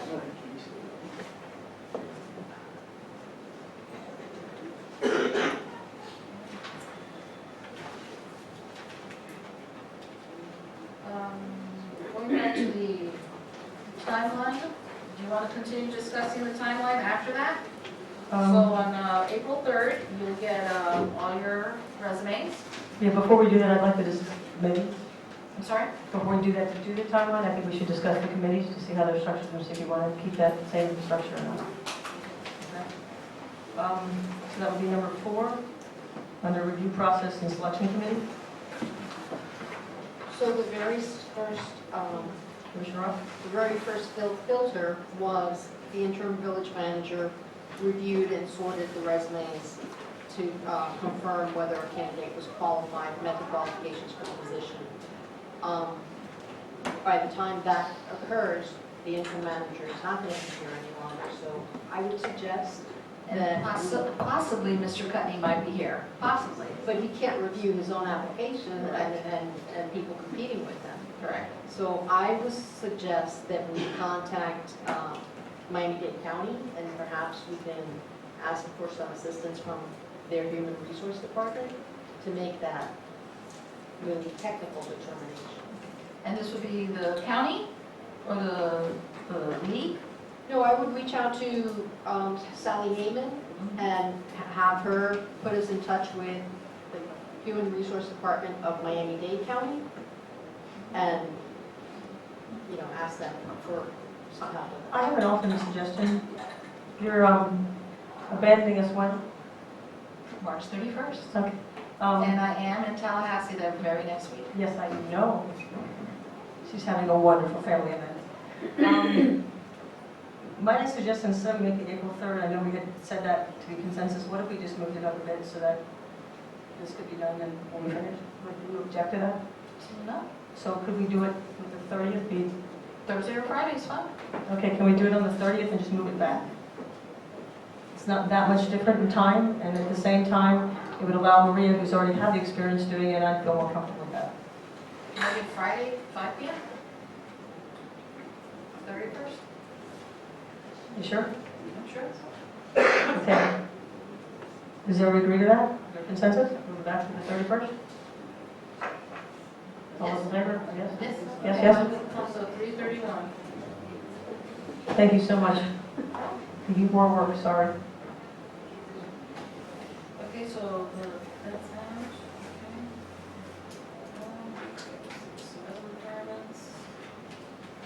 Okay. Okay, section 4, review process. Okay, so that's me, A, on the 31st. 1. Okay. 4B, the committees. I know historically we've had 2 committees. I think this is clearly an emotional topic for everybody in the village, and I'd like to see the villagers have that be the main source for this. After all, ultimately, not only does the commission have to work, but so does the residents. I think with you being at the helm, helping screen out the resumes, I'd like to do that, and I'd also like to talk a little bit about doing this a little differently, and that not only should they have the resumes, I'd actually like them to meet the candidates and talk to them. Because as residents, I think you get a lot more from a one-on-one, even if it's 10 minutes, than it is a piece of paper. So even if you had 15-minute conversations, and let's say we got it down to a certain number, so let's say the resident committees met, and they looked at things, and they decided that, you know, they got a net of, I don't know how many numbers, we can come up with a number, and then they got to spend 10, 15 minutes with each candidate, I think at least that would allow more of a verbal communication with those individuals. Let me just throw some numbers at you. The last time we had like 50 applications. I think I took off 10, 14 or something like that. Let's say just 10, maybe 40 people to meet and greet. No, that's not what I'm saying. Oh, okay, sorry. Let me be clear. I remember that very well. Let's say you had 40 people and you got it down to your top 10, your top 8, whatever number we want to pick here. And then the residents got to chat with them and talk with them and meet with them. And then they pared it down one more time, and that's the only committee. There's no other professional committee. So who's the they that pares it down to 10? You just said they. It's the residents committee. Oh, so there is a committee? Yes. A resident review committee? But I'd like it to be a resident review committee. I'm not sure we need an outside ICMA. We could have somebody on the committee who has that experience, but ultimately, I'm sorry, I believe that we as a community can do that. I know it's been a rough few weeks, or a rough week for me in particular, but I really think that the community should have the say. They're the individuals having to deal with it.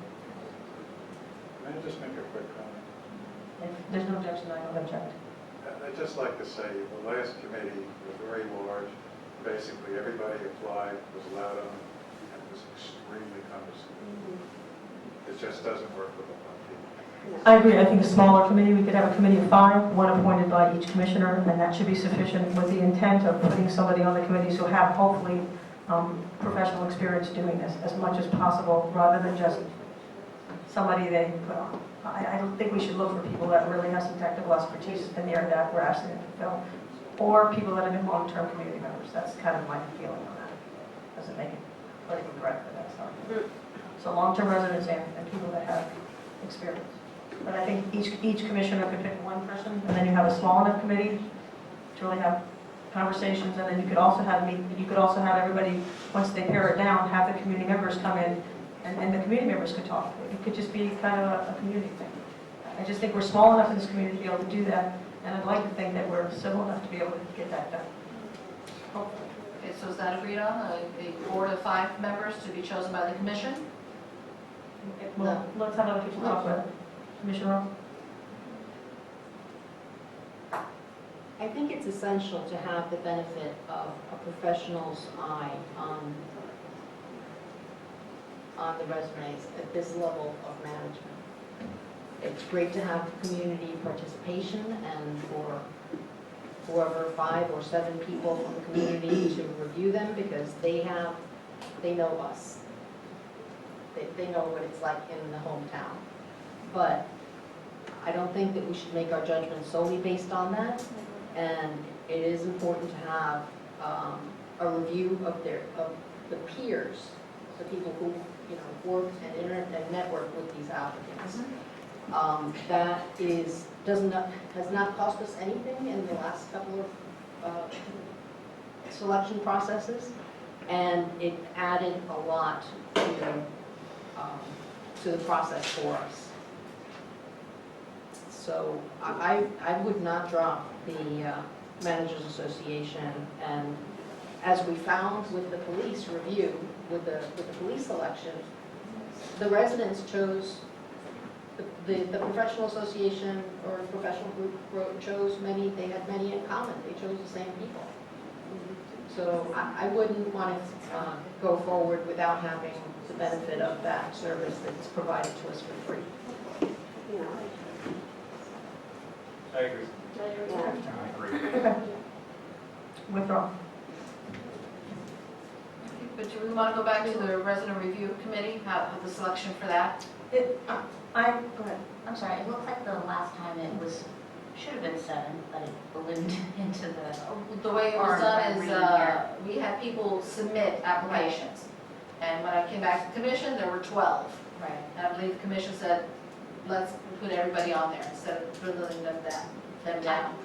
I prefer, I don't know, the consensus is I prefer to either keep it to this 7 number, and that's what it is, it's a small group. And selected by who?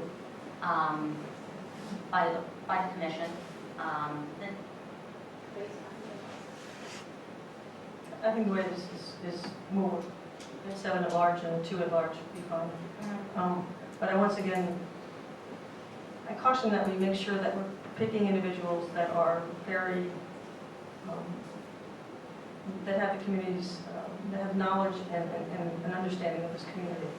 I think sometimes we appoint somebody who wants to be on it, but we don't necessarily pick people that have the expertise to do this. I know we're going to have an expertise group here, but I'd also like to make sure that we choose carefully. That's all. I'm not Okay, sure. so, Leave it the way it is. So you're going to ask for applications? Yeah. And then you're going to pick, each pick 1, and then you're going to pick 2 at large? Yes. When will you be doing that? You'll have to meet. Yes. So I think that it should be done, do we have to meet? Oh, yeah. to pick the at-large. Yes, we do. Yeah, the at-large. Unless we keep it down to 5 and then we just submit. Right. Yeah, why don't we Well, just- our commission meeting is on the 4th of April. Right. Yeah, but Again, there's a process, once you get picked up, then that's when actually, the resumes will be sent to them, so it's just gonna delay it a little bit, but it's up to you. it's actually not that bad because also then the new commissioner who's going to be here will pick, and I think that's very important. Who's ever sitting on this commission. Sorry. That's a good point. I think it'd be very nice for them to have that responsibility. Do you agree? Yeah, I wonder if we can have a special meeting on the 31st. Just for the sole purpose of doing this. And that new commissioner will not be sworn in. No, I really think it's important that that new commissioner be sworn in. So it'll have to be at the commission. Okay, so as part of your agenda backup, you will have all the people who submitted an application. And then that day you'll each select 1, and then you'll vote for the 2 at large. That's perfect. Thank you so much. Okay, so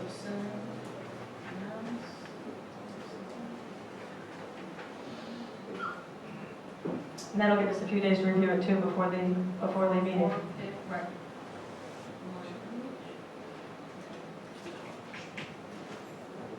So same as that. The committee selection will be so then on April 5th, the resumes that have been qualified will be sent to this board. When do you see them meeting? The week after that? Okay, I'd like, there's some people that have already been on the committee, so I'd like, I know Commissioner Johnson Sardell was on it. I know Mr. Ribbon was on it. Anybody else here was on the board? Mr. Raymond. Okay, since you had the most experience having to go through this many resumes in a short period of time, I'd like your honest feeling on how you would like that to happen a little bit smoother this go around. That's all right. I don't know if there is any smooth way. You had to go through the resumes. So a week later? You want a week or 10 days? You want to meet a week 10 later? days? A week is fine. Is a week enough? Yeah. Okay, well, Mr. Ribbon, I will compliment Maria in saying she did a very good job of putting a package together for us. as always. Slip the $20 bills over there? Sorry. Good So April 11th is a tentative meeting of the board, okay. Then you were instructing that group to pick how many? One moment, Maria, I just wanted to clarify, when did you say that the members would be getting the resumes? The very On next the day 5th? after your commission meeting, April 5th. Okay, so do we want to say? So, by the way, Marlene, the very next day after the commission meeting, you'll be sending them. She's so enjoying this Passover. The 12th rather than the 11th, so it's a week, A week, full week, before 12, April 12th.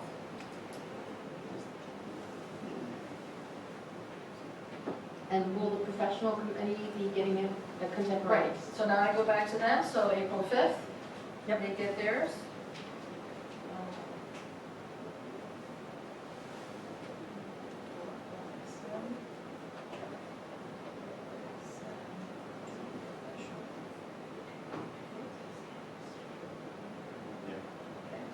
So for both groups, what are you asking them for? Top 5, top 10, what did we do last time? 10. Okay, top 10. So on 413, you will have top 10 from each group. If Okay. I might, So- momentarily, I apologize. Easter is that coming weekend, the 16th. In case that causes some sort of concern with people going out of town. April 16th, as far as I know, is Easter. I don't celebrate it, but it's, my calendar says that, so. And Passover, thank you. That I should know. Okay, so 413. So the next commission meeting is May, I believe it's May 2nd. So on April 13th, I'm gonna, Marlene will let the commission know, these are your top 10 from both groups. And of course, some will cross over. So your next step would be now to pick, what did we do last time, sorry? Do you think, and this is just to make sure the community's involvement is there, I think this is kind of for them to hear all of this, because I think it's important, especially now, that we should have a special commission meeting for this, yes or no? A special commission meeting for us to dwindle down the top 10 from each group. Well, actually, let me back up for a minute. I think I'd like to, this is where I'd like to make sure we get to meet and talk and have conversations versus just pieces of paper. I mean, I think it's important to speak to people and talk to them and see how they interact. I think that's where you get most of your benefit of understanding the person. You don't get that from a piece of paper. And I don't want to whittle it down to 3 people and find out those 3 people, and then you get background checks and you go, oh, maybe not. So what I'm suggesting is you have 10 people in front of you. You talk to them, you find a way to do that individually. I don't think we can do it. We can either do it public. I don't. Normally, in a university setting, you have a round table and people ask questions of that candidate. We could do that in a public forum, but then we'd have to have like 15-minute, 20-minute rotations, and that's a lot of time. I think what we did for the prior police chief, at some point in the process, I know we did like a meet and greet, sort of like an informal. Yeah, That was down to 3. But that was down to You 3. could use- Right, but you could do that for your pull a pen or. A very informal social gathering. Yeah, we could do that. Weekend, Yeah, we could do that. Saturday. On Saturday? That sounds good. All right, so, 5. They're all looking at me 5, not 10. well, here's what happened last time. After I provided the commission with the top 10 from both groups, you came back to me with your top 6. That's reasonable. Yeah, that's reasonable. Some of you came back with only 3 or 4. Some of you came back with 5. 5 is all I could do. Okay. And I don't remember if anybody did do 6. But then the next step was Let's just brought it do that. down to 6. Is that right? Yeah. Fine. So we're on April 13th. When do you guys want, how much time do you guys need to come back with your top 6? That following Friday, April 21st? Sounds good. That's enough time, yeah. Yes, by 4:21, commission, top 6. Could we make that the 20th? It gives us a week still, and then it'll give the clerk Friday to start making arrangements with those top 6, get availability, and, start. Okay. On 421, check, or check availability to do what? Have a Meet and greet. meet and greet that following Friday, that following Saturday, the 29th.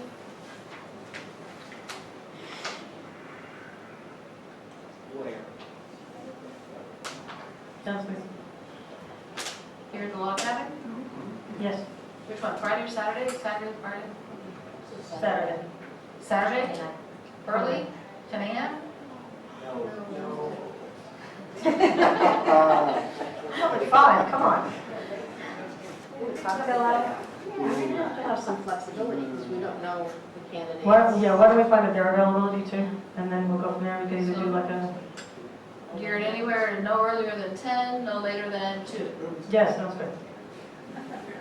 For 4/29, between 10 a.m. and 2 p.m. Okay? So let's see, after that, And flexibility that if they're not available at that time, we'll make it work for that day, whatever time works for most of them. Does that sound reasonable, because you're the only one doing it? Oh, well, some people don't do business on Saturdays. So, I think maybe we should pick an alternate day. If we're in a situation like that, then maybe we should pick an alternate day. Okay. You're saying that the 6 candidates, because of religious holidays, they may have to have alternate days, what you're thinking? Okay.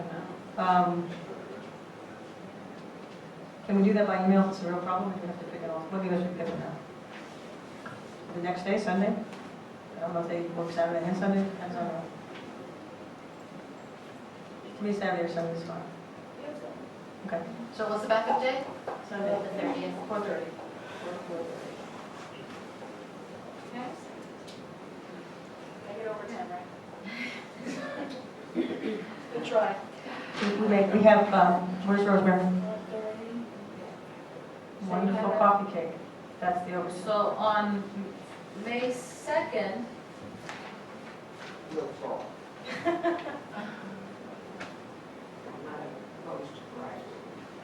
okay, so now at the May 2nd, you've had your meet and greet. On the May 2nd commission meeting, what happened the last year is like, now you all discuss the steps for your one-on-one interviews. Well, here's what happened. At that following meeting, after all of these steps took place, at that time, on May 2nd, or June 7th last year, is when you decided, now here's the time frame for your one-on-one interviews. Could be all 6. The date for the panel interview, which was done at a commission meeting, and then you set your final selection date. So you can do all those 3 things instead of right now, on May 2nd, at the commission meeting. So you've had your meet and greet, and now at the May 2nd commission meeting, on the agenda will be a discussion on setting the time frame for your one-on-one interviews, the date for the panel interview, and making your final selection date, instead of doing it right now.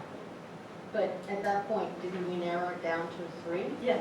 It just so happened, but it's not, that's not what you asked to do, it just so happened that that's what happened. Okay. Prior to that, you all were open to interviewing up to 6. But it just so happened you all kind of settled on 3. I'm still fine with interviewing 6. I'd almost rather interview more than whittle down from a conversation. I'd still rather interview 6. It could all be based on the pool, in my Why don't we just see what the right. So on 5-2, you will set interview, panel interview, and if you remember, the panel interview was here, was a commission meeting, Right. and those final 3 at that time were asked a series of questions. And we have those. And I believe if Gary could confirm, did you all come up with the questions, the resident review committee? Yes, you did. We did. Okay, so the resident, will they be charged with coming up with those questions as well? Yes. Yes. It's in there.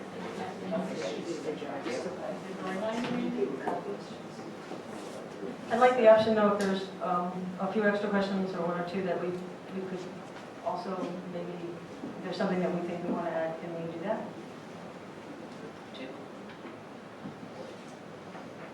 On May 2nd, that's what you'll discuss. That Right. besides their questions, That sounds good. you may find that they covered everything, or you may say, I There's want to something add, right I want to on add there. something else. Okay, thank you. Just want to make sure that there's nothing we're missing. So, if you roll.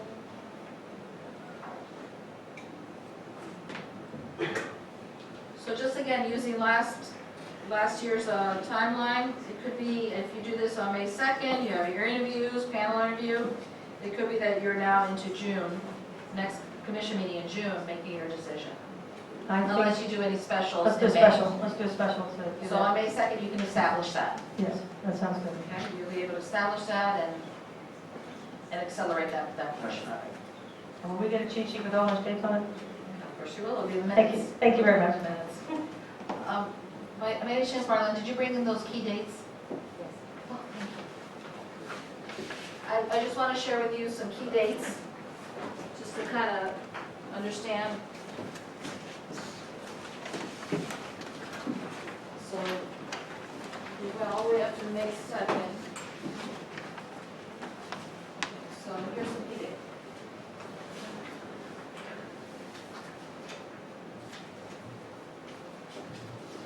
Okay, in April, the commission will be doing, in April, we will be getting the quotes for the health benefits because we have to renew on June 1st.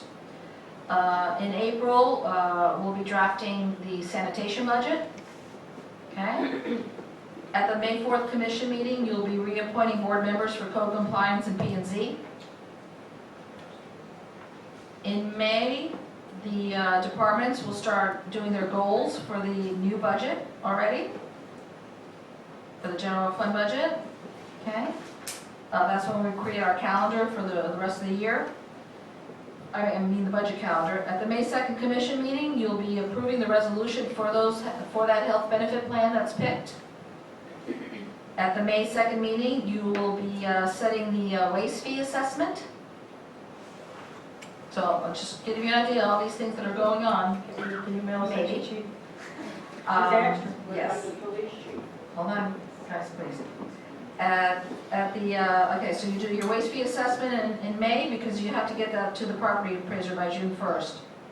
At the May 2nd meeting, we also have an open contract for Grubbs, who does our storm debris removal. You're going to have to approve that contract. Question. Yes, ma'am? Diana Gonzalez is helping us with the audit. Will she also have a role in this waste fee assessment? Possibly, right, possibly, so Yeah. I'll make sure that that's discussed with her, okay? June 1st is when the village is going to receive the property appraiser's estimated taxable values. Okay, so that's going to be an important number. June is we're in the process of doing the trim notice, so we're working with the property appraiser on that. And then in June, you start drafting your budget. So just to give you an idea of all the things that are going to be happening while this process is happening as well. Okay, so I use this not only for this discussion, but also for, the training that I've been doing with the web. Okay? You're gonna be busy.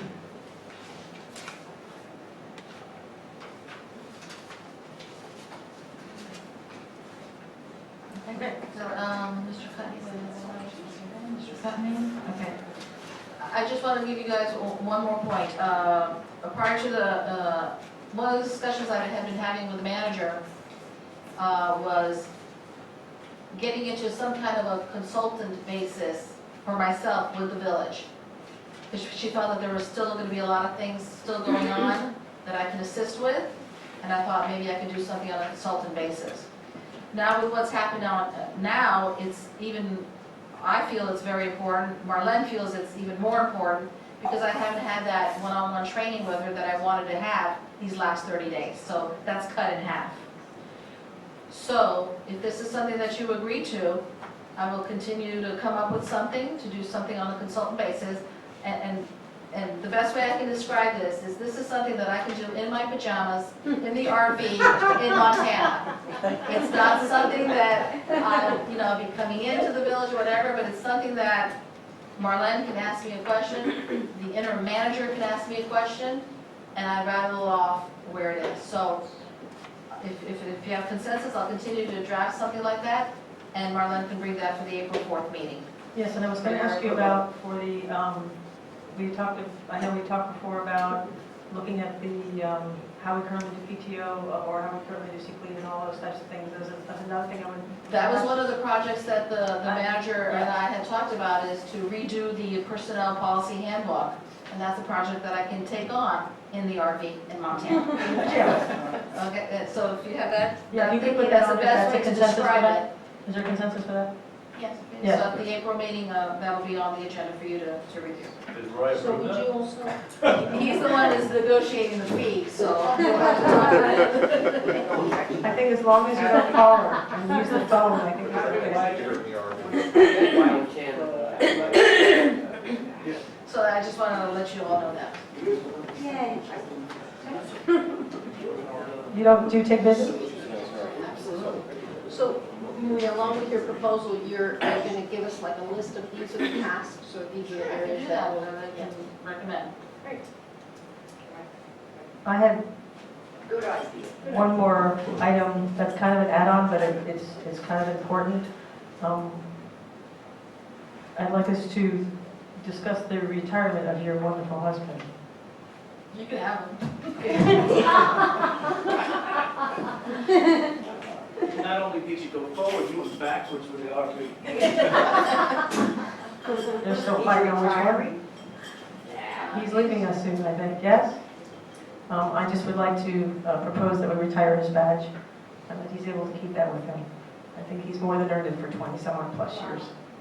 So I'd like the Red House applaud also with that.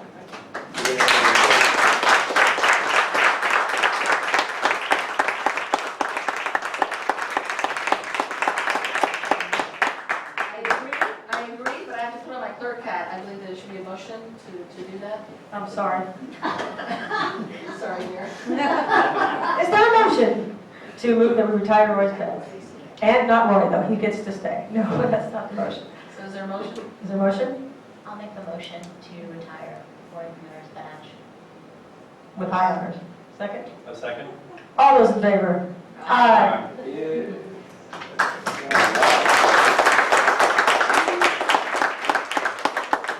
I have an officer's wife badge. His badge up in the village hall, he's retired, like the Georgia Stadium, in his jersey. We're going to play that survive, what's that, I Will Survive song when we retire. Okay, I just have one more contingency plan. I'm looking at this glass half full, but in the event it does not work out with either Mr. Cutney or Ms. Spurlock, I will contact you all next week to have a special meeting. Special meeting, right? Thank you. Okay, now we move on to item 60, which is the legislative agenda. There's actually going to be two parts, one part from Ross and one part from me. So I got this communication from Senator Daphne Campbell, and she's set up some system of city liaison with her office. And so she's asked for us to name someone, identify a liaison from each city in her district, who will be the primary point of contact with her office. And also to send her our legislative priorities, which I believe were already sent. Right, communicated with Mr. Caserta. Okay, thank you. Along with that, if I may just tag on to that a little bit, I did speak with Dave Caserta today. There's something that we're working out, and I just want to make sure, since I'm going to be going to Tallahassee to move our legislative agendas forward, there's just a couple of things I want to make sure that we're all in agreement on. So before I go up, we're very clear. There's two asks. I think we know about the cameras, but the ask I'm particularly referring to is the ask for the work that's now being listed on 113th Street only for the flood, the roads. I had conversations where that language was very restrictive to 113th. When I spoke to Mr. Concerta today, his team assured me that we could broaden it to the entire community, so rather than focusing on one street, one plan, that we have enough to cover, which is what the original motion was for the whole village, not for one particular street. And then the other piece was to make sure there's some inconsistencies in funding, and I know Interim Manager Kamara is going to be working on, because she has nothing else to do, working on trying to figure out where that discrepancy is from 400 to 750. Ms. Cassar reached out to me today, and we were talking, and there's inconsistencies in the numbers. And then also to make sure that we all agree that if we end up being lucky enough to get whatever number that is, whether it's the 450 or the 7, whatever matching funds we get, that would come out of CITT funds. For those of you out there who don't know the budget, what that means is it's not out of our ad valorem, it's out of our half-penny sales tax. And that would allow us to do roads, lights, and some of the other asks that were in there. With the commission's understanding of that, I just want to make sure we're all on the same page before I go up there and ask for something. I don't want to come back here and say, no, that's not what we wanted. So I just want to make sure we're clear on that. So whether or not we have to change the language formally or not, I don't think we're going to have to, but we're looking into that. But just to make clear to everybody, when we all sat up here, we had agreed that it was going to be roads and lights for the whole park, not for a particular street, which is tied to the flood plan. So when it got put up that way, my concern was that we'd be buying off a very large project, and that I know the commission did not, as a consensus, as a whole, did not support. So I just want to make sure we're on the same page. Yes, for the CITT funds, if we do, because they will not give us any money if we don't have a match. That's clear as day. They won't give us money. But if we can get, whether it's 1.1 million and we pay 350 out of our CITT, which I think has 500,000, then we could get roads, flooding, and some major stuff that we need done here in the park, and lighting as well. So I just want to make sure that's what I'm supposed to be doing. That's everybody's agreement. The way I read the forms that were submitted, it was proposing 113 as a possible location, but I didn't take it to be that that's definitely where the project was going to be. I thought it would be village-wide. Yeah, unfortunately, the way it was worded and the way that it's right now is they're just trying to make sure, because there was a definite question as to whether or not we had to do that street. So I'm working with Mr. Guzman right now just to make sure that it's broad enough so we can take the streets. I'm looking straight at David when I say that. Don't you feel? There's one for East Central Street, so that people that actually have a real need can have that addressed, because there are a number of areas that have very low-lying areas that need some sort of drainage. So, do we have a consensus on this? Yes. Yes. Okay. Yes. And if you want to answer the question about the liaison? Oh, sorry. So you have Senator Campbell's letter, which isn't dated, but it speaks from a perspective of weeks prior. It just came to me yesterday. Yeah, just, I think that as well. What you call it, a love letter? No, a letter.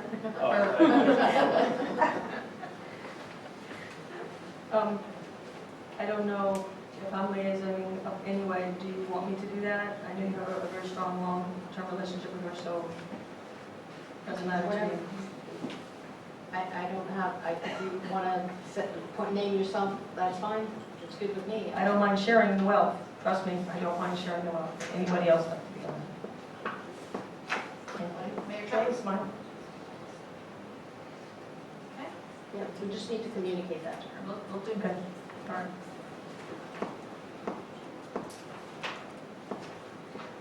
Also in her correspondence, there seemed to be some task force that she's formed, citizens task force under different topics. And we might want to reach out to the community and see if someone, it sounds like it's not for the electeds, but just citizens of the community. So there may be people interested in these. Will the commission be reaching out to the residents, or? Email blast sounds lovely. Okay. Is there a consensus on that? Can we confirm with your office just to make sure so we don't send something out that we're doing wrong, just to make sure that that's what they meant by this? Right. I'll do that since I'm not the liaison. Okay, so I'll reach out and I'll get back with you on it.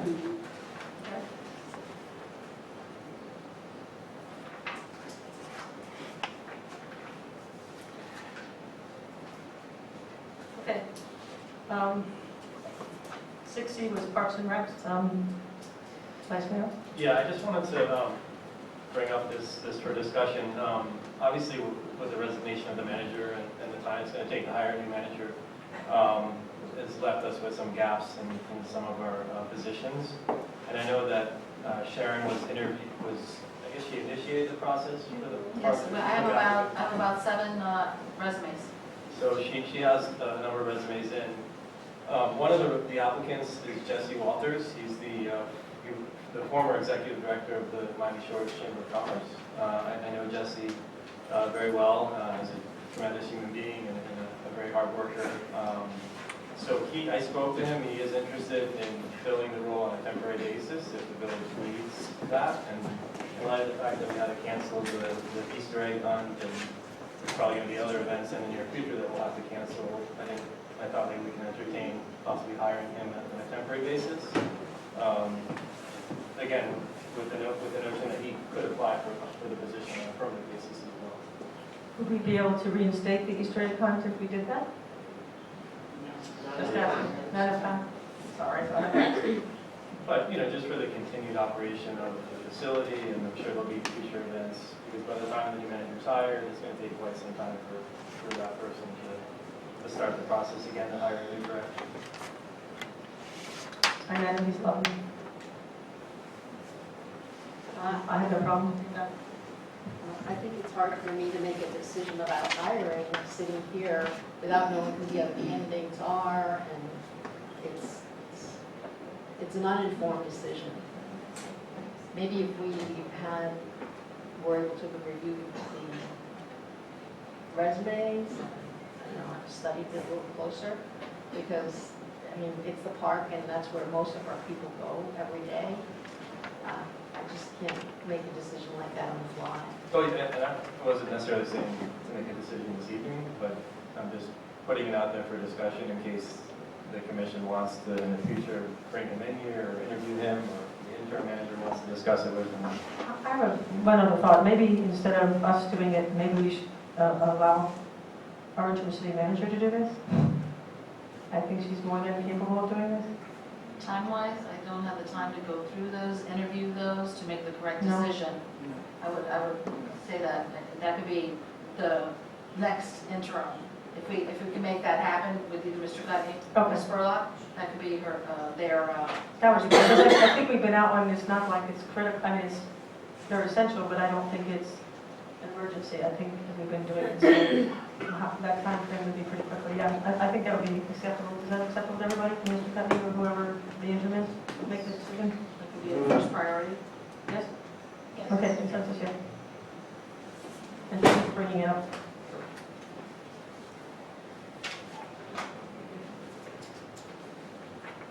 Commissioner Ross, this is your request? Oh, strategic planning. Yes. Okay. So, since we're in this transition, I think it's going to be hard to do a strategic planning session on April 22nd. Plus, I've been doing some research on what other cities do for their community-based strategic planning, and it's a rather involved process. I was looking at the town of Caledon, and among others, but they hold several forums, maybe 5 council workshops, and teams focus on different community needs, whether it's seniors or children programs, and also community questionnaires, and they gather a lot of information from different sources in different ways to come up with this strategic plan that is led or managed by a professional who does these things. I think having a workshop where residents come in and give us ideas, and maybe we can run with some of those or prioritize them among us, that's a good thing. But we can't call that a strategic plan, and the process really is not served by meeting one Saturday morning with whatever residents are available to come in at that time. Also, having our new manager, whoever that person is, be a part of the process, I think is going to be very valuable for us. There are things, priorities that we do need to set among us, and maybe we can do that in a different fashion than strategic planning. The name is the name. I understand what you're saying, and I understand for a big city you have very long processes. My intention of that meeting, for those of you who went to the police and the code meeting, the idea was not dissimilar, but to continue on that realm to get what people wanted in the different departments. For example, the one thing we ran out of time on in code was what are the actual priorities? What specifically do you want to see as residents when you say I want code? What do you mean by that specifically? And what are your priorities? And we could actually as a community do that. Now, obviously, even if we came up together, I mean, I know when you all did strategic planning, you all met and it was just the commission. I don't want to do it that way. I really feel strongly that one of the things that I know I ran on, and I know I'm pretty sure that my other colleagues he ran on, is that the idea that the community gets to decide what the community has. So, if, for example, your code, your parks department's another one. I think we can do it by department, and then other things of what you want to see for customer service interface, things like that. And so that at least we get that. That's the information gathering session. If you don't want to call it a strategic planning meeting, I'm not name specific here. The idea is that we start to bring in more of the community. Of course, it would be much better to have a manager there. But in the meantime, I don't want to delay this much further. We were elected back in December. It's now already April. We're going to have budget planning season. I don't want to delay it so that we can't figure out where the money's going to go to back the things that the community wants to see. So I don't think we can back it up much further. So maybe what we should have instead of a strategic plan, because to me a strategic plan really implies, you know, what do you want 3 years out, what do you want 5 years out? It's more of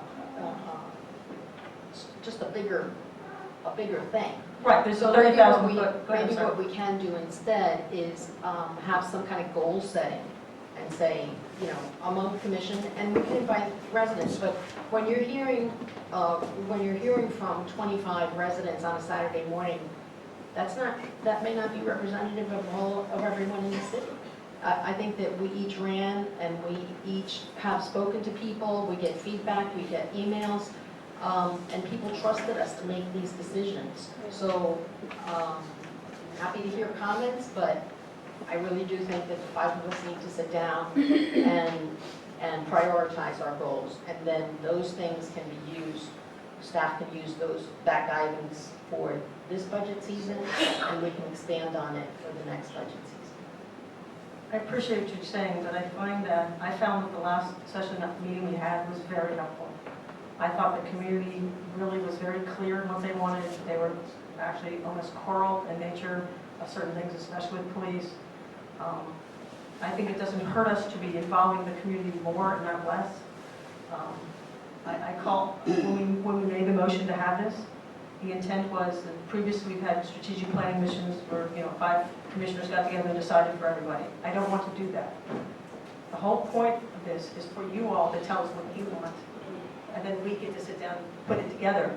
But I do believe, I agree with you with whether the term strategic planning is correct or not. I do believe it's an outcome issue. What do you want to see as the outcomes? What do you want to see as the priorities? I think that should go to the community. I don't disagree that having only a limited number of residents is ideal either, so we can put out a climate survey. You can take what we figure out in those meetings, turn them into a climate survey, a monthly survey, and get that out to the community, and then you'll get a lot more feedback. And I don't think that's even long term, as we're doing this, at least we know when somebody says they wanted this, they asked for it, we can say what percentage, how many people, and it isn't just a couple of us up here making that decision. I know we were elected to make those decisions. I have no problem making them, but then ultimately, trust me, after the end of social media this week, people don't always like your decisions. Right. And they're very critical of your decisions sometimes, and they don't know why you made that decision. So to be fair to everybody sitting on this dais, and more importantly, to all of you who put us in office, I know I ran specifically to ask what you wanted. And I believe wholeheartedly that's why this meeting should take place. And I believe we can go over and continue off where we left off on code and go through the outcomes. And then there may be other things that you'll bring forward that I couldn't have possibly thought of in a million years. There's too many really bright, really smart, really caring people about this community that are disengaged. And I would like them to be re-engaged and be part of this. So how do we reach out to more than 25 people that come on a Saturday? We had 40, I believe, 47 that day, I believe. It wasn't perfect, but it's there. I think the more of these you have, the more that people feel like they're being heard. But there's the other outcome, which is they don't just want to be heard, they want action. And I'll give you a for example. This week, I think it was already Commissioner Ross's husband that put out in the police that Chief Walschlager, after our meeting, immediately went to hire, we already have 3 new officers. I'm hoping, cross our fingers, hopefully very, very soon. So I think they want to see action in response to what the requests are. And I'd like to see a way to do that, whether it's on a site or on a website, requested this, delivered this on this date. So there's an action plan. You asked for X, you got it on this date. And then we funded it. Or you ask for X and there's no way we can fund this, guys. If you want it, you got to have a grant writing group or somebody who's going to have to deal with it. At least we have the goals. And that's what the intent of that meeting was. Thank you. So, Johnson? so the way that the other meeting went, it was the police department and it was code. If we have another one, having another one of these community venues, I think that maybe it would be better served to narrow the scope and say, okay, now we're going to talk about recreation, or now we're going to talk about your medians and parks and parks. No problem. And not call it a strategic plan, because that involves a lot more, a lot That's more fine. issues. I have no problem. So that's one way to engage the community and get ideas from the residents of what they want, their priorities. But we also have to be able to communicate to the interim manager and the permanent manager what the commission's expectation is and what our priorities are. And I think that is where we haven't met the mark before, so it's difficult for someone to come in to meet our expectations if we didn't communicate that to them. So, if a manager comes in and he's trying to please 5 different people with different mindsets and different priorities, they're bound to not be successful. And having that goal-setting session among us, not just per department, but globally, I think will help our next manager thrive. No objection. Commissioner 2? Commissioner? Vice Mayor? No, I don't have an issue with that, because I think it's 2 different issues that we're talking about.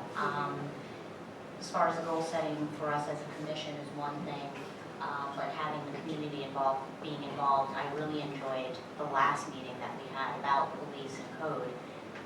The 5 of us can have 5 ideas maybe similar, but there could be things that we're not thinking about that we really need to hear from the residents. So I don't want to do away with that. So I think it's 2 different ideas that we're talking about here. So I agree that the commission, to be able to move forward with the manager, we need to have our goal setting, but I don't want to see the residents' involvement dissipate.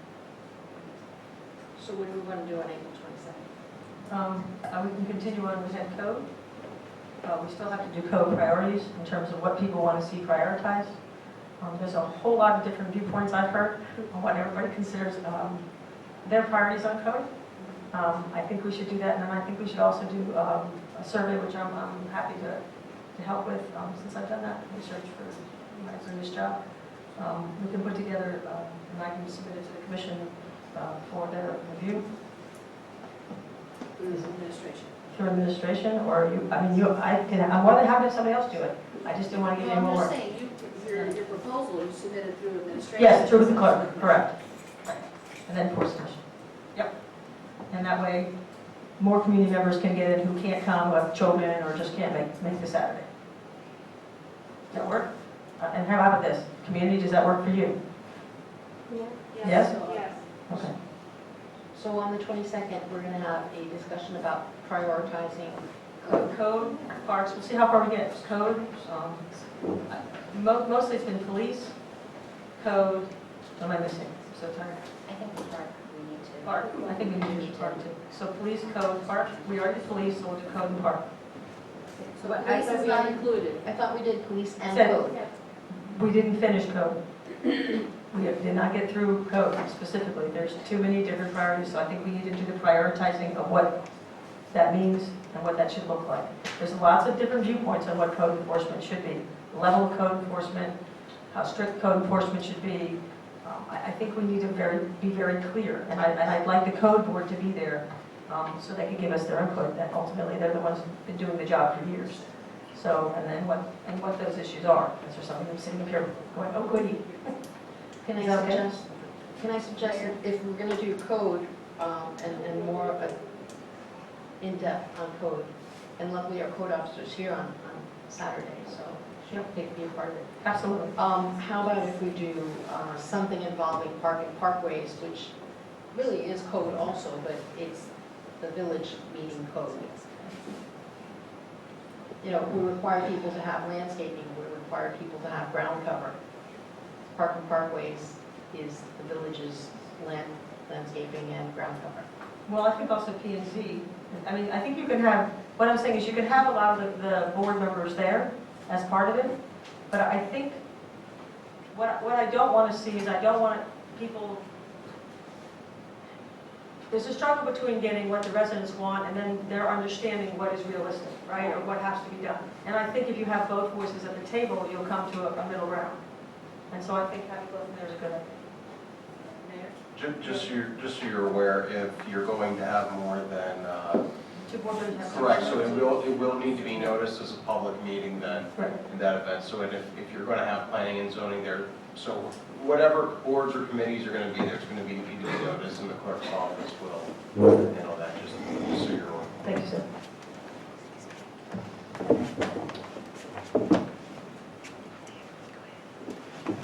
So if you want to rename it, I don't care. We'll call it Community Forum like we did last time, and we change the name. Is that okay? Community Forum on code and parks, recreation center. So it's just Parks and Recreation, or is it just? Park and parkways, Or Park and Parkways? public spaces. Parks and public spaces? Community Forum on code. And then we're also going to be doing the rec center as well as park. You want to do everything? That's No. meetings and. The concept was, we were talking about code on private property, and then there's the village property. Okay, I see what you're saying, sorry. Right. And then, do you think we'll have any time at all left over to discuss the actual park? No, I think I don't think that's so. Okay, so that would be a separate workshop. So, code priorities and code on, public spaces. code regarding public spaces. Code as it relates to public spaces. No. Just public spaces. Right. Okay, public spaces. Okay, good.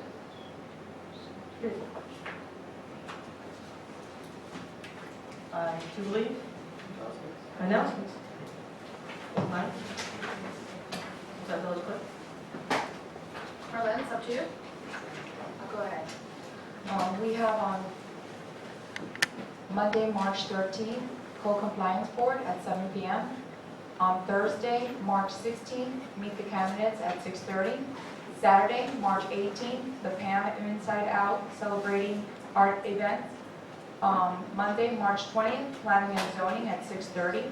Tuesday, March 28th, special election from 7 a.m. to 7 p.m. Tuesday, March 28th, Miami Shores Free Chamber Mixer at 5 p.m. Monday, April 3rd, Planning and Zoning Board at 6:30 p.m. I did want to mention one last thing. The City of North Miami Beach is having strategic planning tomorrow from 10 a.m. to 4 p.m.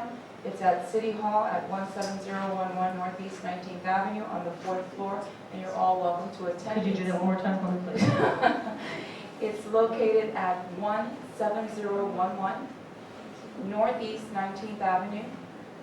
It's at City Hall on the 4th floor. It is open to the public, and this will give you an opportunity to see how the strategic planning is done, and the facilitator and so on and so forth. So you're all welcome to attend. Thank you. And it's from 10 a.m. to 4 p.m. Last thing is our next regular commission meeting is scheduled for Tuesday, April 4th at 7 p.m. And Mayor, if I may, I should have done it at the beginning when there was more people here, but on Wednesday, this past Wednesday, we got the official letter from the state auditor legislative committee that we were granted the extension on our 2014-15 audit until June 30th. All good news. No penalty, no penalty. We have a motion to adjourn. Just one thing on this, we have the mix. Is the village going to be able to do anything to get people that are at the mix to be sure that they go vote? Yeah, what I told the candidates all together that I will do is, and it's okay with, it's your part of your festival, so. Yeah. What I'd like to do is just make an announcement to make sure everybody's voted, and maybe we can put some signs up or something, just to make sure reminder to vote. I think that would be doable. Yes? How are we progressing with police chief? We have, with the actual contract, Yes. um, Chief Nick. That's going to be back for the April meeting. I know they're in process. I can tell you it's in process. What's happening to the process for the permanent chief? On hold until the new manager. Anything changes, I'll bring it to the commission. Okay? Motion to adjourn?